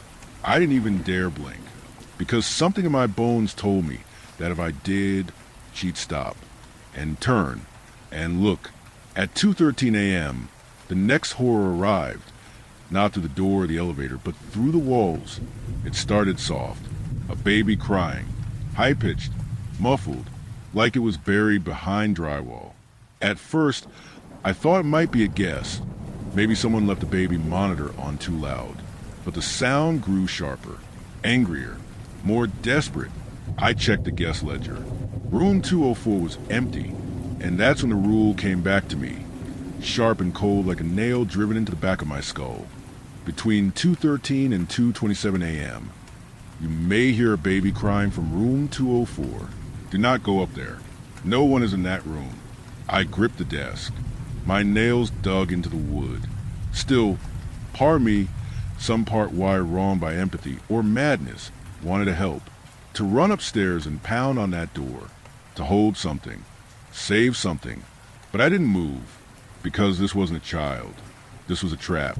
And the crying, God help me, it got worse. By 2:20, it had morphed into a shriek, like the baby was being pulled apart.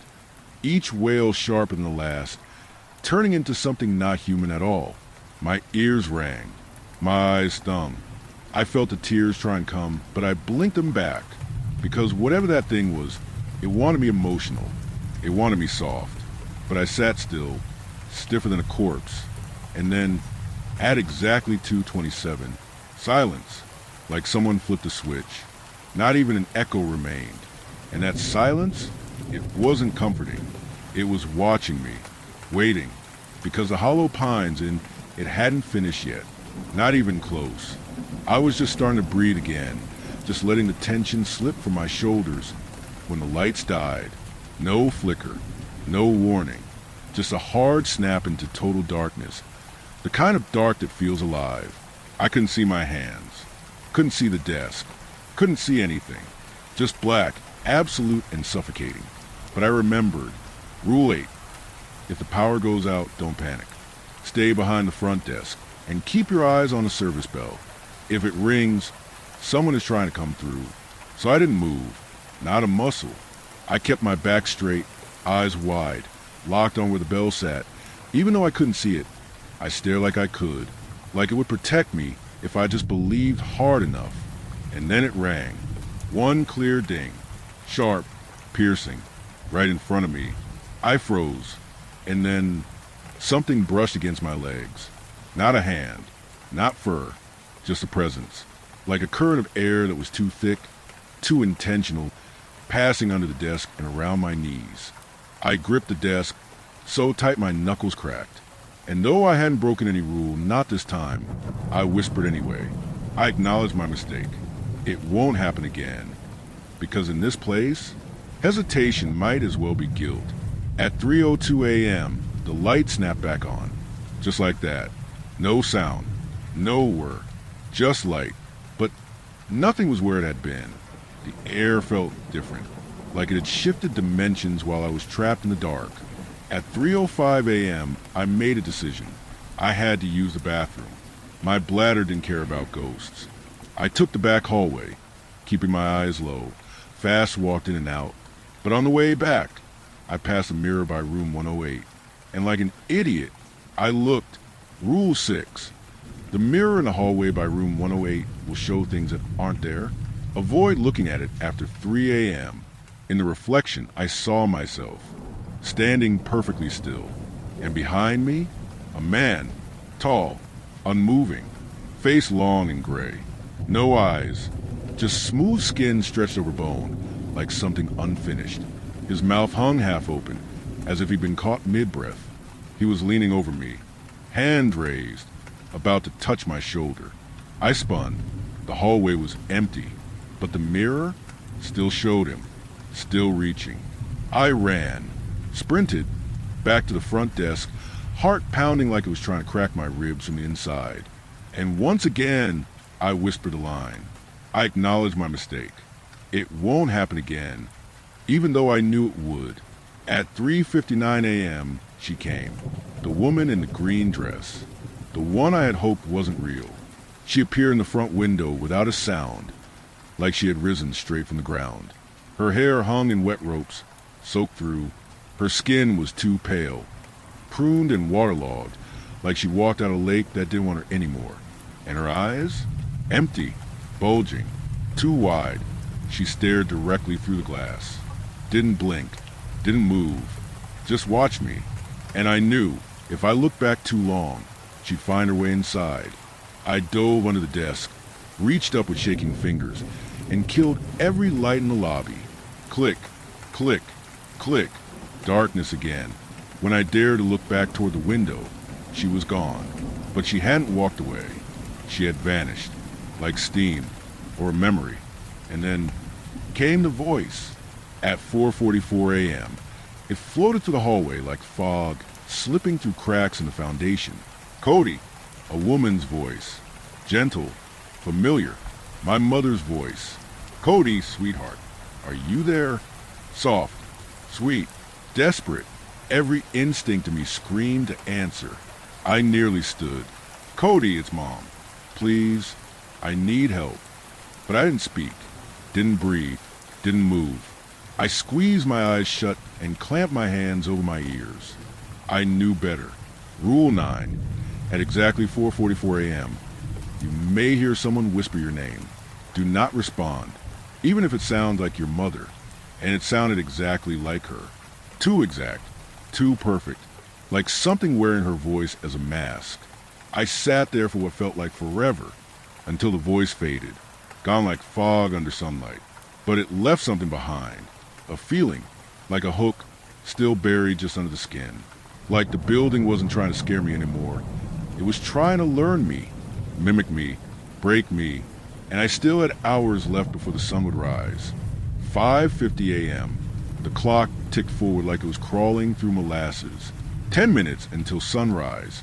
I'd made it. I'd followed every rule, held my breath through every moment, whispered the line more times than I could count. For the first time all night, I started to relax. That was my last mistake, because the elevator dinged. Again, the doors parted with a hiss and out stepped a boy, no older than 10, dressed in soft blue pajamas, blinking like he'd just woken from a nap. His hair was messy, his face round, unthreatening. Lost. "Hey," I called gently. "You okay?" He nodded. His voice was small, polite. "Can you help me find my room?" "Sure, what number is it?" He smiled slightly. 103. Everything inside me locked up, my legs rooted to the floor. Rule 7. Never go into room 103. It is always vacant. It must stay that way. I took a step back, palms raised. "Sorry, kid. No one stays in that room." His face twitched. Confusion at first. Then something darker moved across it, like a shadow crawling beneath the skin. His eyes turned black. Not just dark, black, like ink spilled across a page. His mouth stretched, too wide for his face, tearing at the corners. And then he whispered. "You answer the phone." The lights died again. Darkness fell like a hammer, and the bell rang. Ding. The sound sliced through the dark like a scream underwater. I panicked, genuinely lost it. I didn't whisper this time. I yelled it. I acknowledged my mistake. IT won't happen again. But the dark didn't care, because this time it wanted me to scream. And then everything went black. I woke up hours later, lying on the thin cot behind the desk. Sunlight poured in through the windows, golden, gentle, unnatural in its calm. Mr. Granger stood over me. Same stiff posture, same cold blue eyes. "You made it," he said, like he was commenting on the weather. My throat felt raw. My skin was ice. I sat up slowly. What the hell is this place? He didn't answer the question. He just handed me a check. "You made it. That's what matters." He paused, tilted his head. Most don't. That was all. I didn't ask anything else. Didn't want to know. I stood, walked out through the same doors he once disappeared through. And I never went back. But sometimes, late at night, when everything's quiet, when the wind stops and the house creaks and the phone charger hums, I swear I hear it. That baby crying. Somewhere faint. Far away, but getting closer. And I don't pick up the phone. Ever.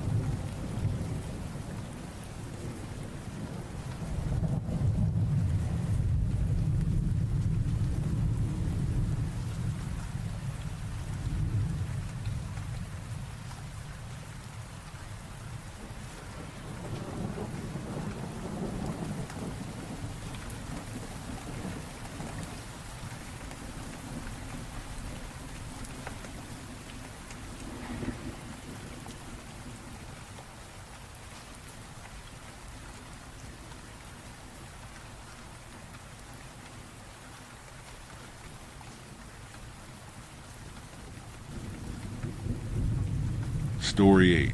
I found a door in my man cave closet. I'm posting this because this might be the strangest thing I have personally ever discovered. I just married my wife and best friend back in August, and we moved into a 3-bedroom house shortly after. We had been living separately in our own 1-bedroom apartments. So we were both ecstatic to start our lives together in one home. She has a son, and I too have a son, so we became a blended family. We agreed that the boys would share one of the bedrooms. So I jumped all over the idea of having a guest bedroom that could double as my man cave, since I still did some casual online gaming with friends. And this would ensure I wouldn't keep everyone up at night, and I would have my own area to decompress at the end of the day. So we moved into the house, and there was an obvious smallest bedroom, and I immediately started moving in the guest bed, and tables, and dresser. Most importantly, I was ready to set it up for gaming. I say gaming as if I play on a gaming PC, but it's just a PS5. Again, I'm only a casual gamer. I set up the TV, then the PS5, and I then made sure I had a comfortable enough chair I could sit at while playing. It was a huge plus that this was the man cave room, because the closet housed the internet modem, so I was able to directly connect via Ethernet for the ultimate experience. I was pumped. While I was setting up and plugging the new modem, I noticed there was a mirror the size of the entire back wall of the closet, and at first I thought to myself, that's sort of strange place to have a mirror. Usually you would have one on the closet door. But I casually shrugged it off, eager to play the first test session of Fortnite and Minecraft with my friend. After dinner that evening, the first evening in our new home, I kissed my wife and told her I would play for an hour or so before bed and resided to my new man cave. I turned on the PS5 for my controller and... network error. Damn. So I went and checked my connection to the modem in the closet, and when I was slightly tugging at the internet cable running into the wall, I accidentally knocked the mirror over. It didn't shatter. It just leaned over onto the front wall, where the door to the closet is. And what lied behind it absolutely stunned me. An old metal door, about 5 feet tall and 2.5 feet wide. I was more curious than I had ever been in my life. Only one problem though. It is completely welded shut. I mean, it is welded at every seam on every edge of this door. What could possibly be behind this door that would make someone weld and seal this off so permanently? Well, I'm no handyman, so getting this open could take a while. Also, my wife and boys do not know about this yet. Should I even open it? I will update as soon as I can.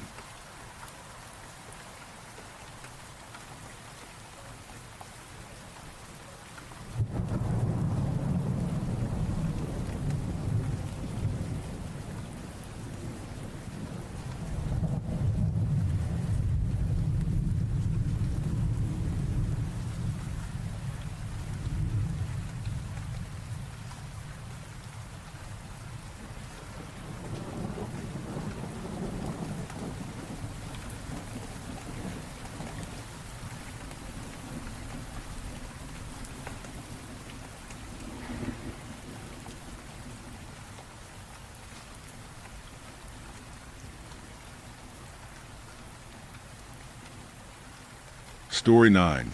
At 3:17 a.m., my wife screams in the bedroom she died in. My wife, Lena, died in her sleep on March 7th. They said it was an aneurysm. Painless. No warning. One moment. She was warm beside me, her breath soft against my neck. The next, she was cold. Still, her lips parted slightly, like she was trying to say something. They said it was peaceful. They lied, because ever since Lena died, I've been waking up to her screams, always at 3:17 a.m. It started 3 nights after the funeral. I was still numb, drifting through the days like a ghost. People kept bringing food I didn't eat, leaving condolences I never read. The nights were worse. That's when the silence settled in. That's when I started hearing everything. The creaks and the whispers echoing through the house that suddenly felt too empty. On the 3rd night, the silence broke. I jolted awake, drenched in sweat. 3:17 a.m., the alarm clock glowing red. At first, I thought it was the wind, but then I heard her voice.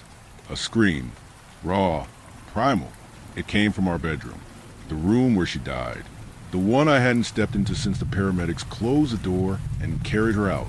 I thought I was dreaming, until it happened again the next night, and the night after that. It wasn't just a scream. That alone would have been bad enough. Then the little things started. One morning, I found Lena's toothbrush wet. I hadn't touched it. Her perfume hung in the hallway. I could swear the bed had moved, creased, like someone had lain in it. Sometimes I'd find the sheets rumpled, the pillows sunken in. I started thinking I was losing it. Grief does strange things to the mind. So I installed a camera, just a cheap baby monitor I bought online. I aimed it at the bedroom door. I didn't tell anyone. I didn't want to hear another "you really should talk to someone" speech.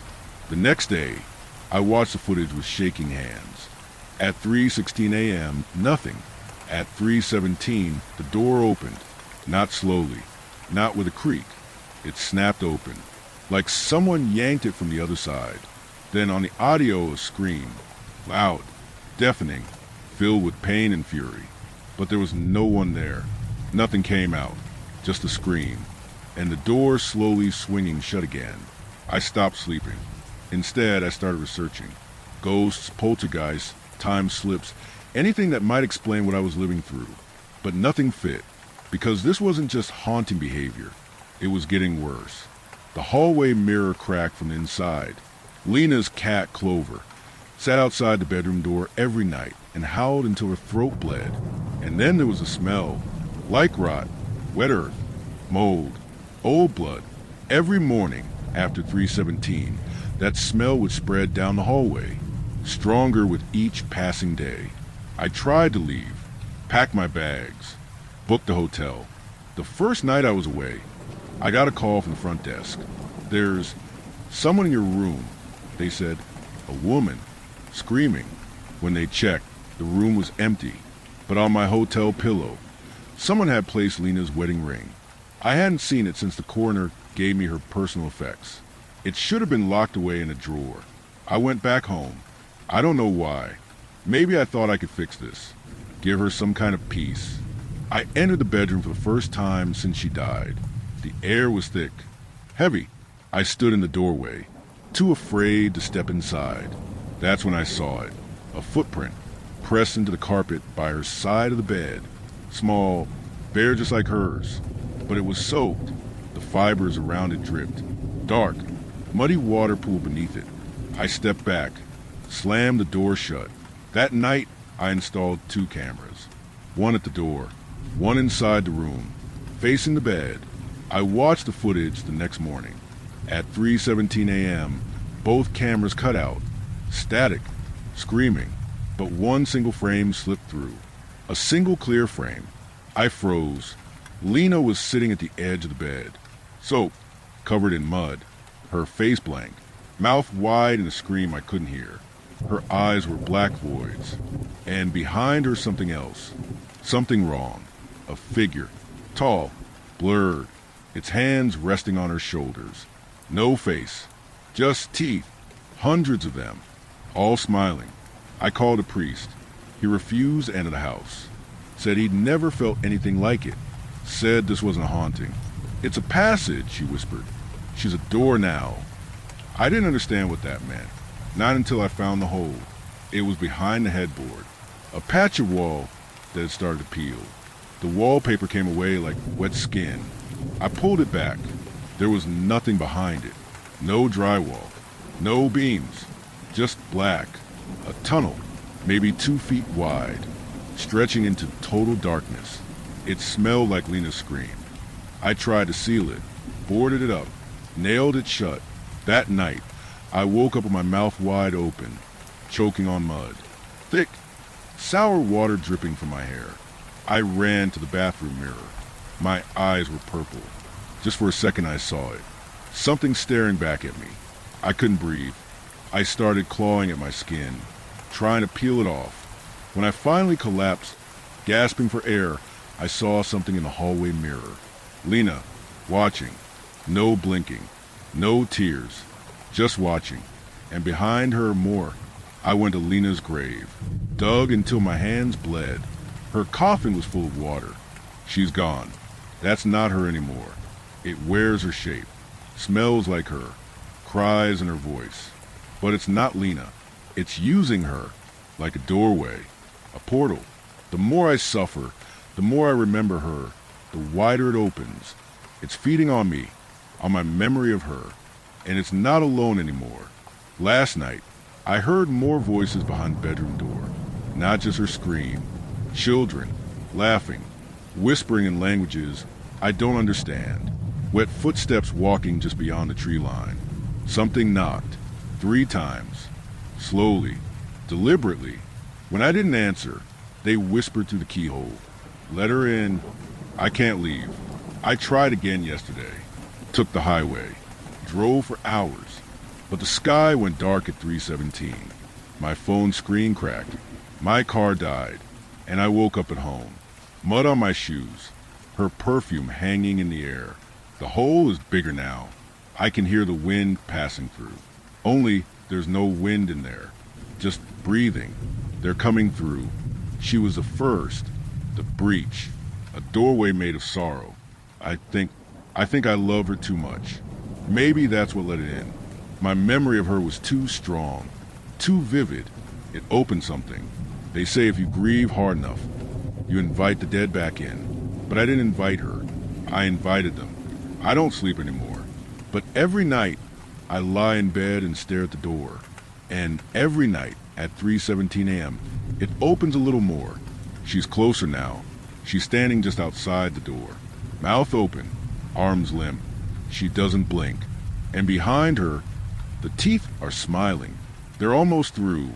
I think tomorrow she'll step inside. I think tomorrow they all will. And when they do, I'll be waiting. Because I still love her. Even now. Even if she's the end of everything.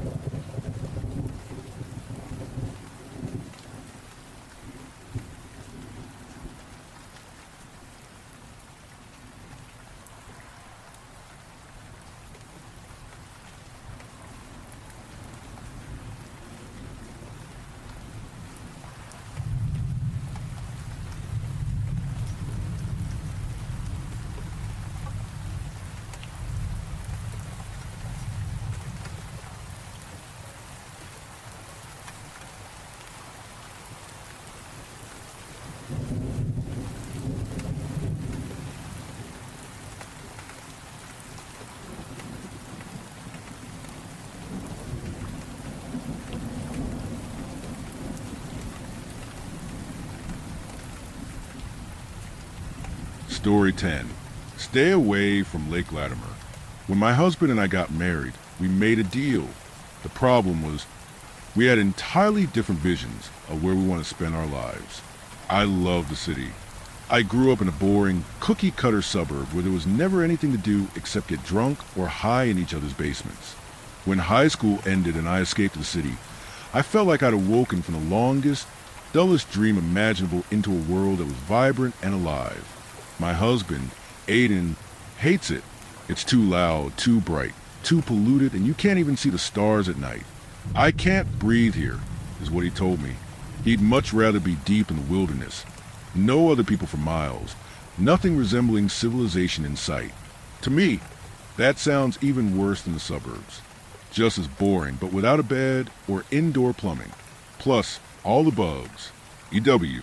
So our deal, after a lot of arguing, he agreed that we could live in the city as long as it was in one of the quieter neighborhoods.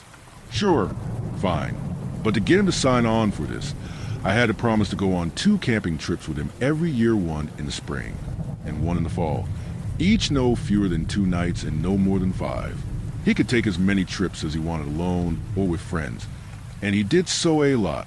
I was less than thrilled about this, but I figured I could live with it given that I got my way 99% of the time. So every spring and every fall for the past 4 years, I have stuffed a backpack full of DEET and wet wipes and sucked it up for the sake of my marriage. It had been working just fine. I had high hopes that I'd get a reprieve this year, now that I'm pregnant. And in the spring, it really seemed like Aiden was going to let me off the hook. Probably he saw me puking my guts up every day and knew better than to even ask. He was really sweet about it too, insisting that he should take on all the household chores, bringing me ginger tea and crackers while I recovered on the couch. He even skipped his usual solo trips. It was nice, aside from the puking. By July, though, my morning sickness abated, and I was back to my usual self, and Aiden revealed that he'd been planning something special. I groaned. I knew it couldn't be good. It turned out he had discovered this isolated lake way out into the Great Smoky Mountains called Lake Latimer, and he desperately wanted to go. I raised every problem I could think of with this place. It wasn't an official campsite. There was no marked trail to get there. If we got lost or hurt, there would be no park rangers to help us. What if something went wrong with the baby and I needed to be rushed to a hospital?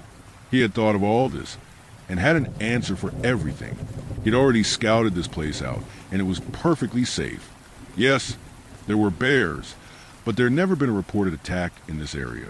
No, there was an official trail, but the hike was easy and straightforward. It would be no problem, even for me, and we could bring the car much closer to the site than we usually did, so it wouldn't be as long of a trek as I thought. I could see the hunger in his eyes. He really wanted this. He'd researched a ton, knew absolutely everything there was to know about the area. Apparently, some of his ancestors had settled around Lake Latimer, and he couldn't get the idea of bringing me there out his head. I want to rediscover my roots, especially now that we've got a new branch on the way, he said, placing a gentle hand on the swell of my belly. I roll my eyes at the overwrought metaphor, but still, I kind of like the sentiment. Aiden had never really had family around, so it would be good for him to have this connection. Reluctantly, I agreed. Almost immediately after we left, I regretted it. My phone signal cut out pretty much as soon as we got on the long, winding backwoods highway. No music or audiobooks for me, but it wasn't just the phone. As we left the last major road behind, it was like the forest closing around us, cutting us off from civilization altogether. It was dark, way darker than it should have been on a clear summer morning. Sound was muffled in there, and everything felt eerily still. Now that I'm thinking back on it, I don't think we saw a single other car on the road. No cyclists or pedestrians either. Not even an empty chip bag or cigarette but on the pavement. It's like we'd gone back in time, I said to Aiden, trying to suppress the nerves of my voice. Way back like, before humans ever came here. Aiden just laughed. You've spent too much of your life in the city. You forgot what it's like to be in nature. Just wait until we get to the spot. It's incredible. No, it's more than that, I said. I go on these trips with you twice a year, but it's never felt like this. I've never been this creeped out. He reached over to rest a comforting hand on my knee. Babe, don't worry. I've got this. Just relax. I didn't like the way he dismissed me, but there was no point in arguing. His mind was made up, and besides, I was too exhausted to talk about it anymore. I leaned my head against the window and dropped off to sleep. I don't know how long I was asleep, but when I woke, it was to my head cracking painfully against the glass. Ow! What the fuck? Sorry, Bree. We just turned off a highway, and it was a sharp dip onto the dirt road. It'll be a bit bumpy from here on out. I brought my fingertips to my scalp and winced as they brushed against a lump forming there. It was only then that I noticed how much darker it was. According to the clock on the dashboard, it wasn't quite 11 a.m. yet. The canopy of leaves overhead was thick and unmoving. "Are you sure this is right?" I asked. "I can't even see a dirt road. It's just moss and stuff. How do you know where we're going?" "I've done this a bunch of times, Bree. I've got it." He was starting to sound annoyed, so I dropped it. He'd never steered me wrong on one of these trips before, so I had no reason not to trust him on this one. I had a strong, sudden urge to leap from the car and make a break for it, but I pushed it away. It was probably too late by then. Anyway, instead, I squeezed my eyes shut and tried not to think about how violently the car was rattling around. A familiar swell of nausea rose in my throat. I fought to control it. We drove until the trees were too close together for our car to squeeze through. Aiden parked and unloaded the car, and we began to hike to the campsite. Aiden had been telling the truth. The hike wasn't too bad, even with my big belly and achy joints. But there was no marked trail and no major landmarks that I could see. Rather than bother Aiden with more questions, I started mentally noting the little things I noticed around us in case we needed to get back to the car in a hurry. I struggled in the dark, but I still managed to find things. A tree with a knot that looked like a grimacing face, moss growing in the shape of a heart, a pale rock with dark lines circling its middle. Suddenly, we emerged into a light, so bright it burned my eyes. I flung an arm over my face to make it stop. I heard Aiden walk out ahead of me and drop our gear onto the ground. Apparently, we had arrived. When I'd adjusted the light a bit, I lowered my arm and looked around. What I saw took my breath away. We'd been to so many different campsites together, but none could compare to this. We stood in a clearing at the top of a hill, surrounded by trees that were an unearthly, almost glowing green. Ahead of me, the hill dropped away into a valley, and an incredible landscape unfolded below. Lake Latimer blanketed the valley floor, crystal blue and sparkling. Waterfalls tumbled down from the mountains across from us. The sky was clear and bright, unblemished by clouds. I had never seen anything like it. It was as though the rest of the world had left this place behind, untouched. All my worries about this trip melted away. You should have shown me pictures of this place. You wouldn't have had to talk me into it. I told Aiden. He mumbled something I couldn't hear, so I asked him to repeat it. "Can't take pictures up here," he said. I laughed. "What do you mean you can't? Who would stop you?" He shook his head slowly. "It's not about that." "Then what's it about?" He didn't answer, just knelt down on the ground and started setting up the tent. Okay, that was weird, but I wasn't going to let him spoil the amazing view, which was probably the only part of this trip I would actually enjoy. When his back was turned, I snuck a couple pictures of the lake with my phone. Later, when dark was setting in, we built a fire and cooked our dinner. As I unwrapped an ear of corn from its foil pouch, something occurred to me. Aside from the crackling and spitting of the fire, I couldn't hear a sound. "Hey, where are all the bugs?" I asked Aiden. Normally, I can't even hear myself think over the sound of the cicadas this time of year. Shouldn't you be happy about that? You hate bugs. I'm not complaining, just wondering. Aiden shrugged. Probably the birds ate a lot of them. I thought about it. I haven't heard any birds either. I don't think. What's eating them? Aiden laughed, like I was a toddler who just asked him a nonsensical question. He never actually answered. The bad feelings were creeping back in, now that I no longer had that mesmerizing view to distract me. I focused on my dinner and tried to ignore the part of my brain that was telling me to run back to the car. Right now, in the dark, snap, my eyes shot open. It was just a twig snapping in the distance. But in the dead silence out here, it yanked me out of a deep sleep and had me on high alert. I laid perfectly still and listened. Snap, snap. The sound was getting closer. Whatever it was, it sounded big. This definitely wasn't just a fox or a skunk. I tried to remember what Aiden said about bears staying away from people, but it wasn't very comforting in that particular moment. I wanted to reach over and shake my husband awake, but every time I moved, my hand brushed against the sleeping bag, and the swoosh sound it made felt so loud, and I was worried that the thing outside would hear it. So I kept still and hoped it would go away, but it kept getting closer. The snapping twig stopped, but I could hear it swishing through the grass. It was circling the tent now. I tried not to breathe. I heard a step on the other side of the tent, 2 feet from my head, and then nothing. It had stopped moving. I couldn't hear anything from out there, no breathing, no rustling of fur, no shifting weight from one leg to another. The only way I could tell it was there was this overwhelming sense I had of being observed. That should have been impossible. It couldn't see me through the tent. I wasn't making noise. Could it smell me? I was about to say fuck it and reach over, wake Aiden up, but then a high-pitched call came from far off.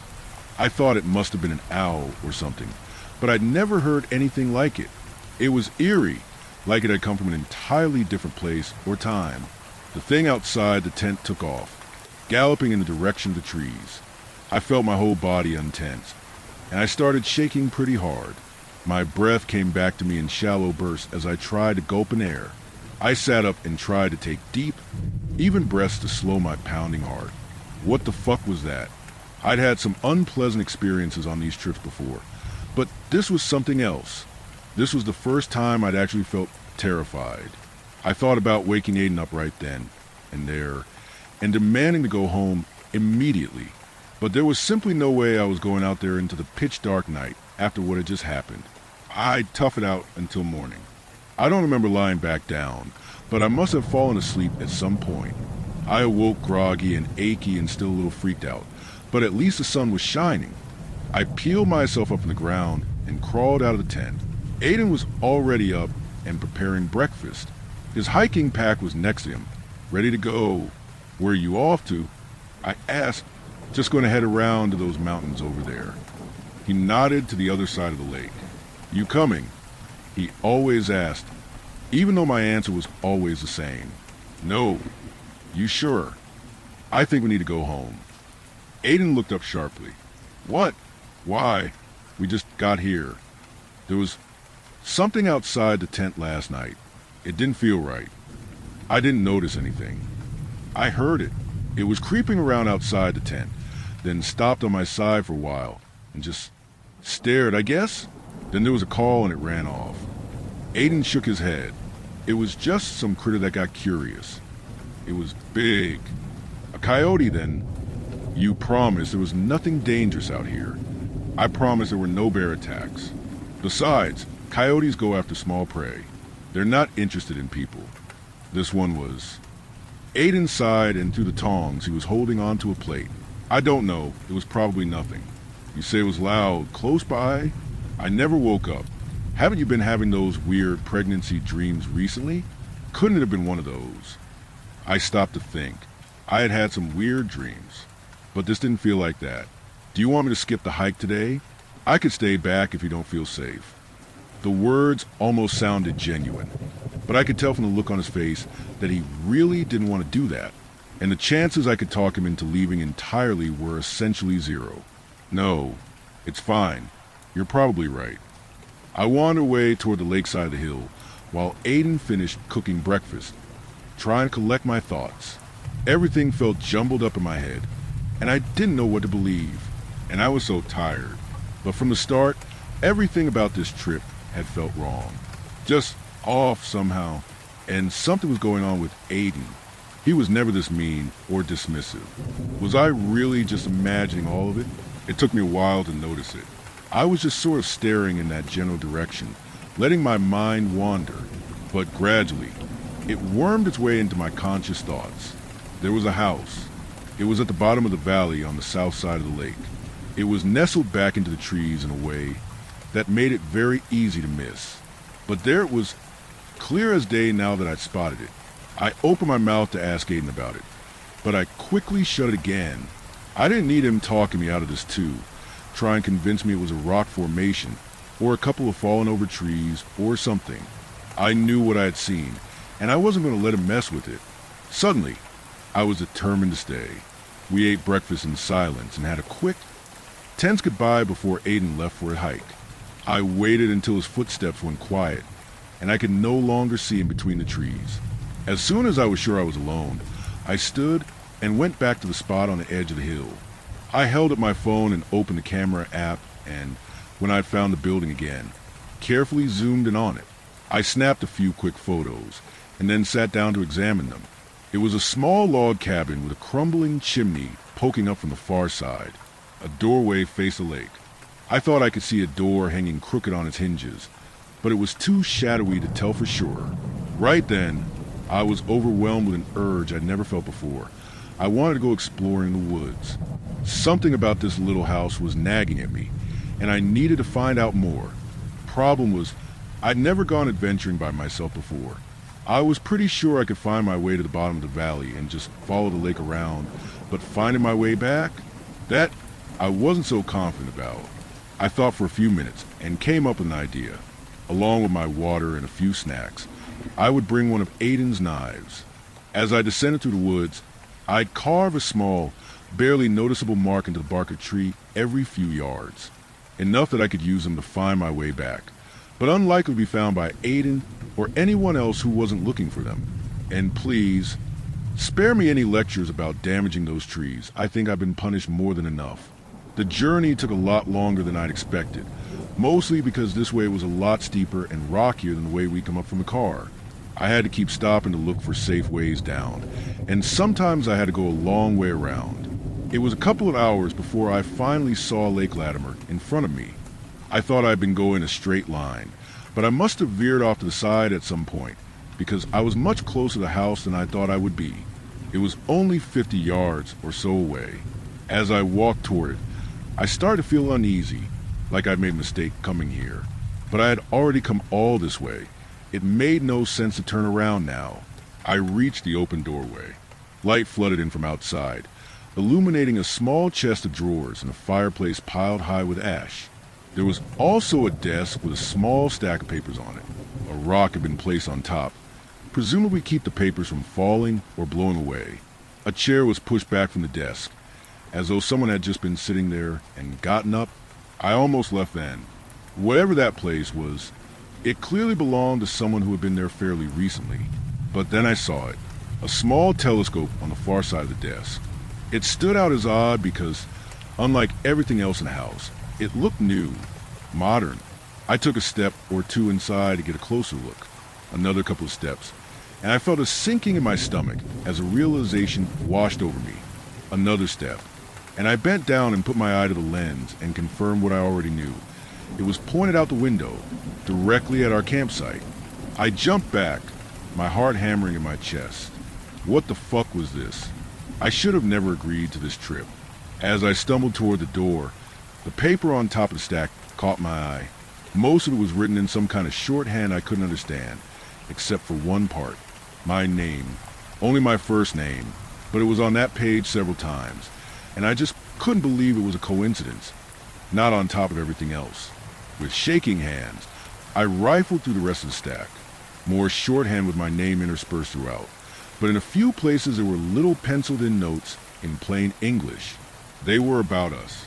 Me, what I ate when I slept, my mood, and there was one about my baby. It just said 26W3D, which was exactly how pregnant I had been the day before. Below that it said, ready soon. I did not know what the fuck that meant, but I knew it was nothing good. I hurriedly put the papers back and stacked the rock on top of them. Hopefully I hadn't moved them enough to be noticeable to their owner. Then I booked it out of there, heading straight for the trees without paying any attention to where I'd come in. I was lost pretty much immediately. I couldn't see any of the marks I'd so carefully carved, and that feeling was back like I was being watched.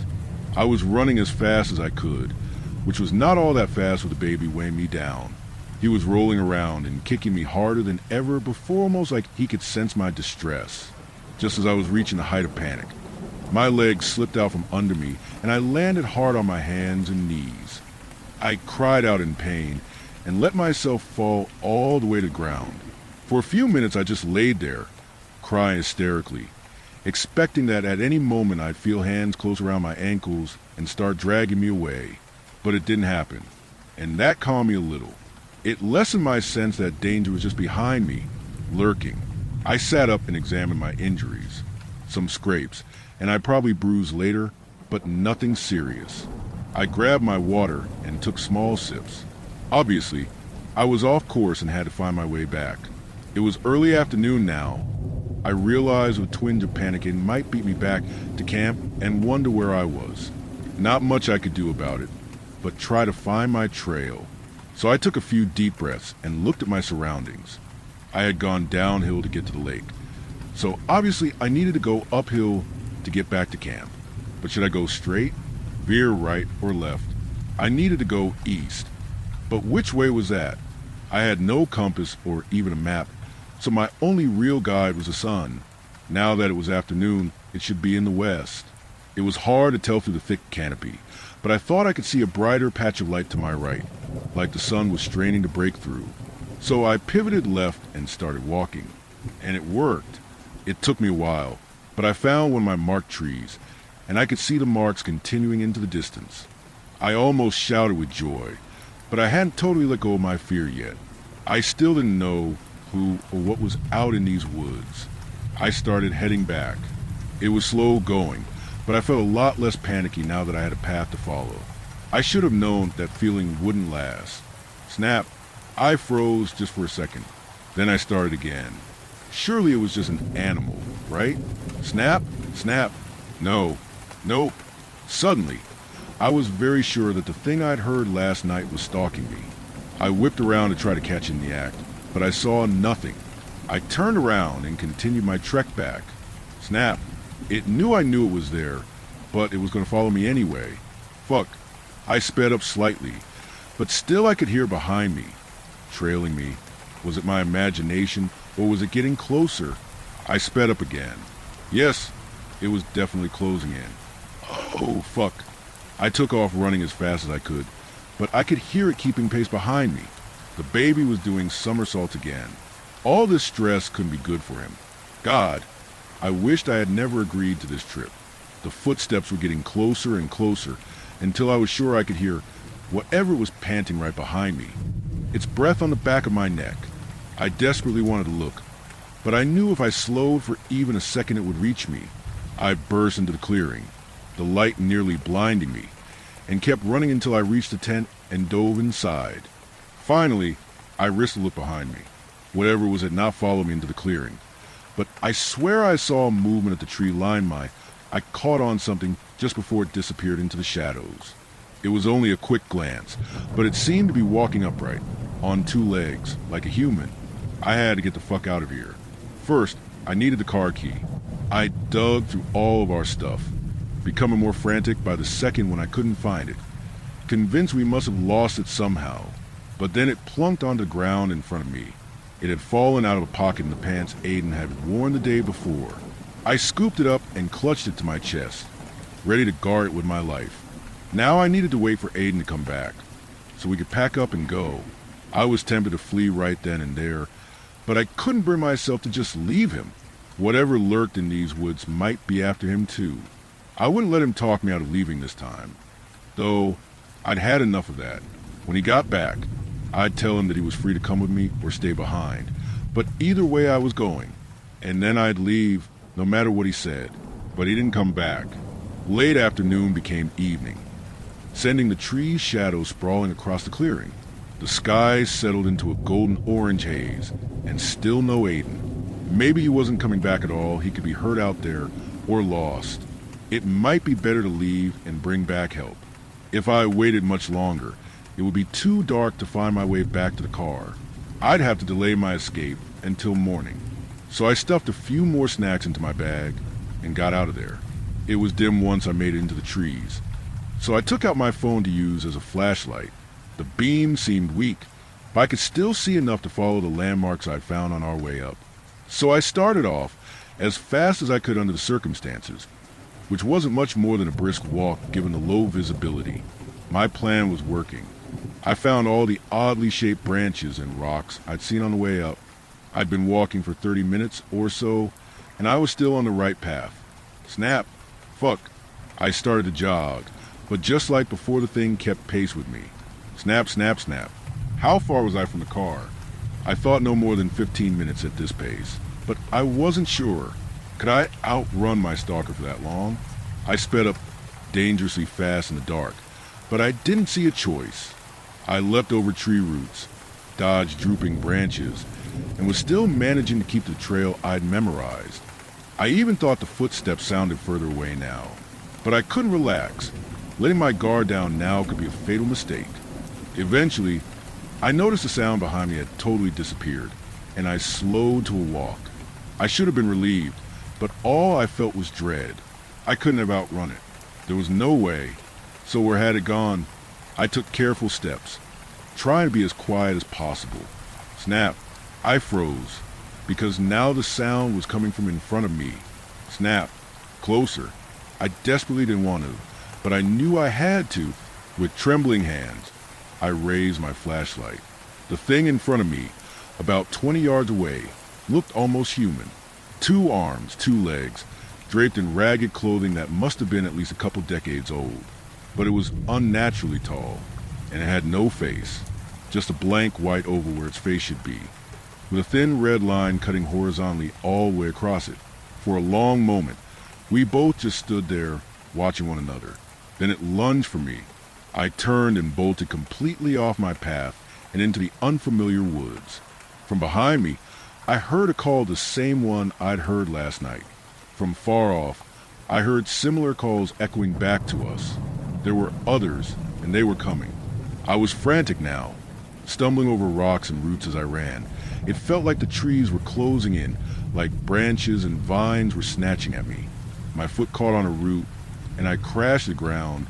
Beep, beep, and a flash of light. I jerked my head to the side. The car. I'd found it. It was only 10 feet to my left, but I hadn't seen it in the dark. I leapt to my feet and bolted for it. I heard the click of the doors unlocking as I approached. I yanked the door open and dove inside. As I slammed the door shut, I felt a wave of relief wash over me. Finally, I was somewhere familiar, somewhere safe. The feeling vanished as I watched a faceless creature sprint out of the trees, heading straight for me. It grabbed for the passenger side handle, but I locked the doors just in time. I switched on the car, threw it into reverse, and sped out of there. I think I hit the faceless thing, but I didn't stop to check. I had no idea whether I was on the path Aiden had used to get up here. It was so dark, and the road had been hard to see even in the daytime. But so far I could fit through the trees, even though the branches scraped up the sides of the car. The terrain was so rough that I was sure I must be destroying the axles or something, but I didn't care. I just needed to get to a road, a paved one. I had been driving for ages. Surely the highway we'd coming on had to be close. I could still hear those things howling, but I didn't think they were nearby. The trees were thinning here, and I could drive faster. I was almost out. I could feel it. A faceless creature appeared in my path, as though it had just materialized there. I jerked the wheel to the right and went rumbling down a steep hill. The left headlight shattered as it sideswiped a tree, but I could still see enough to drive. I hit the gas harder. With a huge thump, the car barreled through the tree line and onto the highway we'd arrived on. I yanked the wheel to the right, so I was facing straight down the long, open road, and I floored it. I felt so many things at once. I was crying with relief, shouting with joy, holding onto the steering wheel for dear life out of fear those things might still get me somehow. But at least I was on the road. At least I could see the way out. I don't know how long I drove. I lost track of time. The whole way, I was scared I'd see a white face emerge in the surrounding darkness. But it didn't happen. Finally, I found civilization. Not much at First Aid Barn here, a tiny rundown house there, but I could tell I was making my way back to where people lived. All these places were dark, though, and isolated. I didn't want to pull over just to find these buildings empty and get ambushed. So I kept going. After a while longer, the buildings grew closer together. Houses lined the street, but again they were dark and still. As I got further into town, there was more a gas station, a cafe, a laundromat, but they were closed, lights out. Unease started to seep back in. Was it just me, or was this place unnaturally quiet? Yes, it was late at night, but surely some people must be up late watching TV, or some bored teenagers wandering around causing trouble. Just as I was starting to give in to despair, I saw it. Lights. Bright ones. Up ahead. It was a bar. A pretty divey one, if the outside was any indication. Neon signs flickered all around the front of the building, one of which read, "Open" in red letters. I parked haphazardly right across the street. There were no other cars around. Come to think of it, I don't think I saw cars in any of the driveways or parking lots I passed either. The windows were tinted, but I could see lights on in there. I sat in the car with the doors locked for a long time, just watching, but no one went in or out of the bar. My anxiety grew the longer I sat there. I was waiting for something to happen, but I had no idea what. Eventually, I couldn't stand it anymore. I shoved the car door open and ran into the bar. The entryway was dark, almost too dark to see, and it was quiet again. Why was there no talking? No music? God, I should have turned around. But I didn't. I walked right into the dimly lit bar room. Immediately, I knew something was wrong. It had been quiet outside, but the silence in there was total. There were a handful of patrons sitting at the bar, but they all had their backs to me, and all of them were unnaturally tall. They were dressed in worn-out clothes that were decades out of fashion, almost as one. They turned their heads to face me, blank white faces, somehow staring me down despite not having eyes. Only a few of them had the thin red lines slashing across. I backed away slowly. They sat perfectly still, watching. When I reached the entryway, I turned and ran, but I didn't get very far. Outside, a few dozen of them stood in a half circle around the door to the bar. Right in front of me stood Aiden. He smiled and held out his hand to me. "It's all right. I know you're scared, but you don't have to be. We're among family now." I looked around at the creatures. About half had the red line and half didn't. Some of the totally blank-faced ones had bellies like mine. A couple held tiny bundles in their arms, covered in blankets. I couldn't see what was in them, but I knew anyway. I felt sick as it started to dawn on me what Aiden had meant when he talked about his ancestors. "Come on," said Aiden. "Let me show you our new home. I think you'll like it. So much more peaceful than our old place." After a moment of hesitation, I reached out a trembling hand to take hold of Aiden's. He gave me the widest smile I think I'd ever seen on his face. Wider than when I'd told him about the baby. "I've waited so long to bring you here, to reveal the truth." I let Aiden lead me away. The creatures parted to let us through.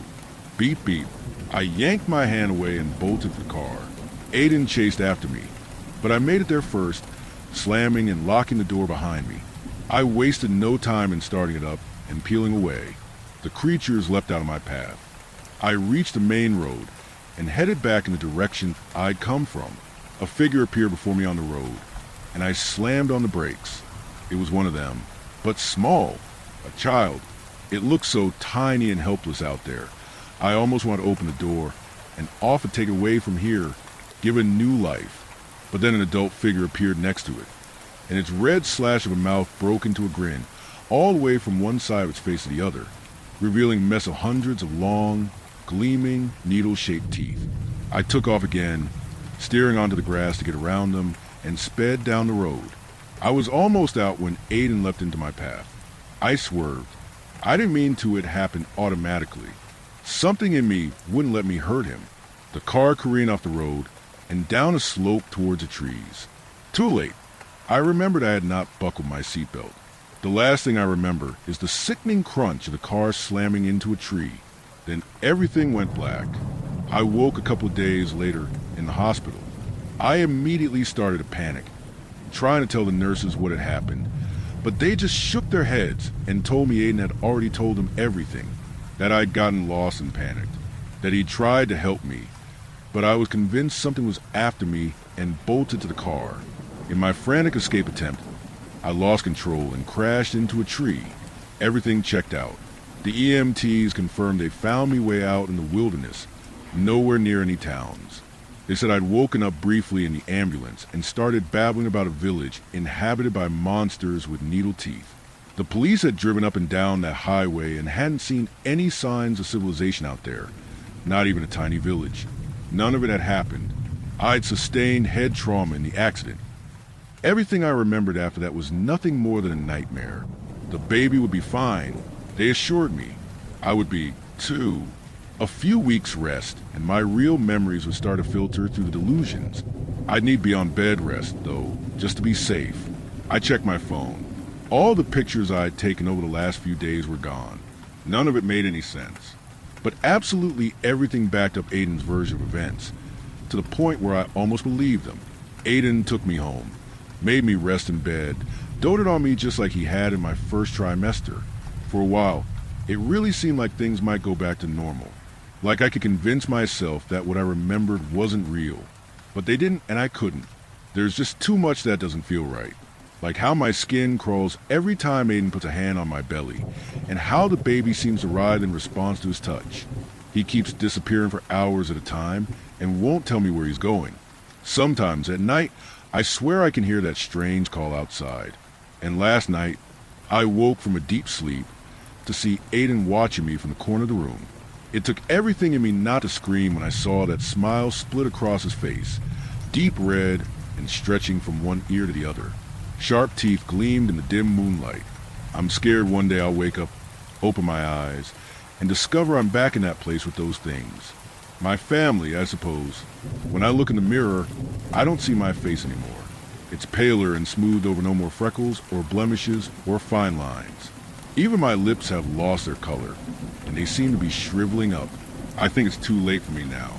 I think they claimed me and my baby the instant we cross into that place, and there's nowhere we can go that they won't find us. So I'm here to warn you, don't make my mistakes. If your gut is screaming at you that something's wrong, listen.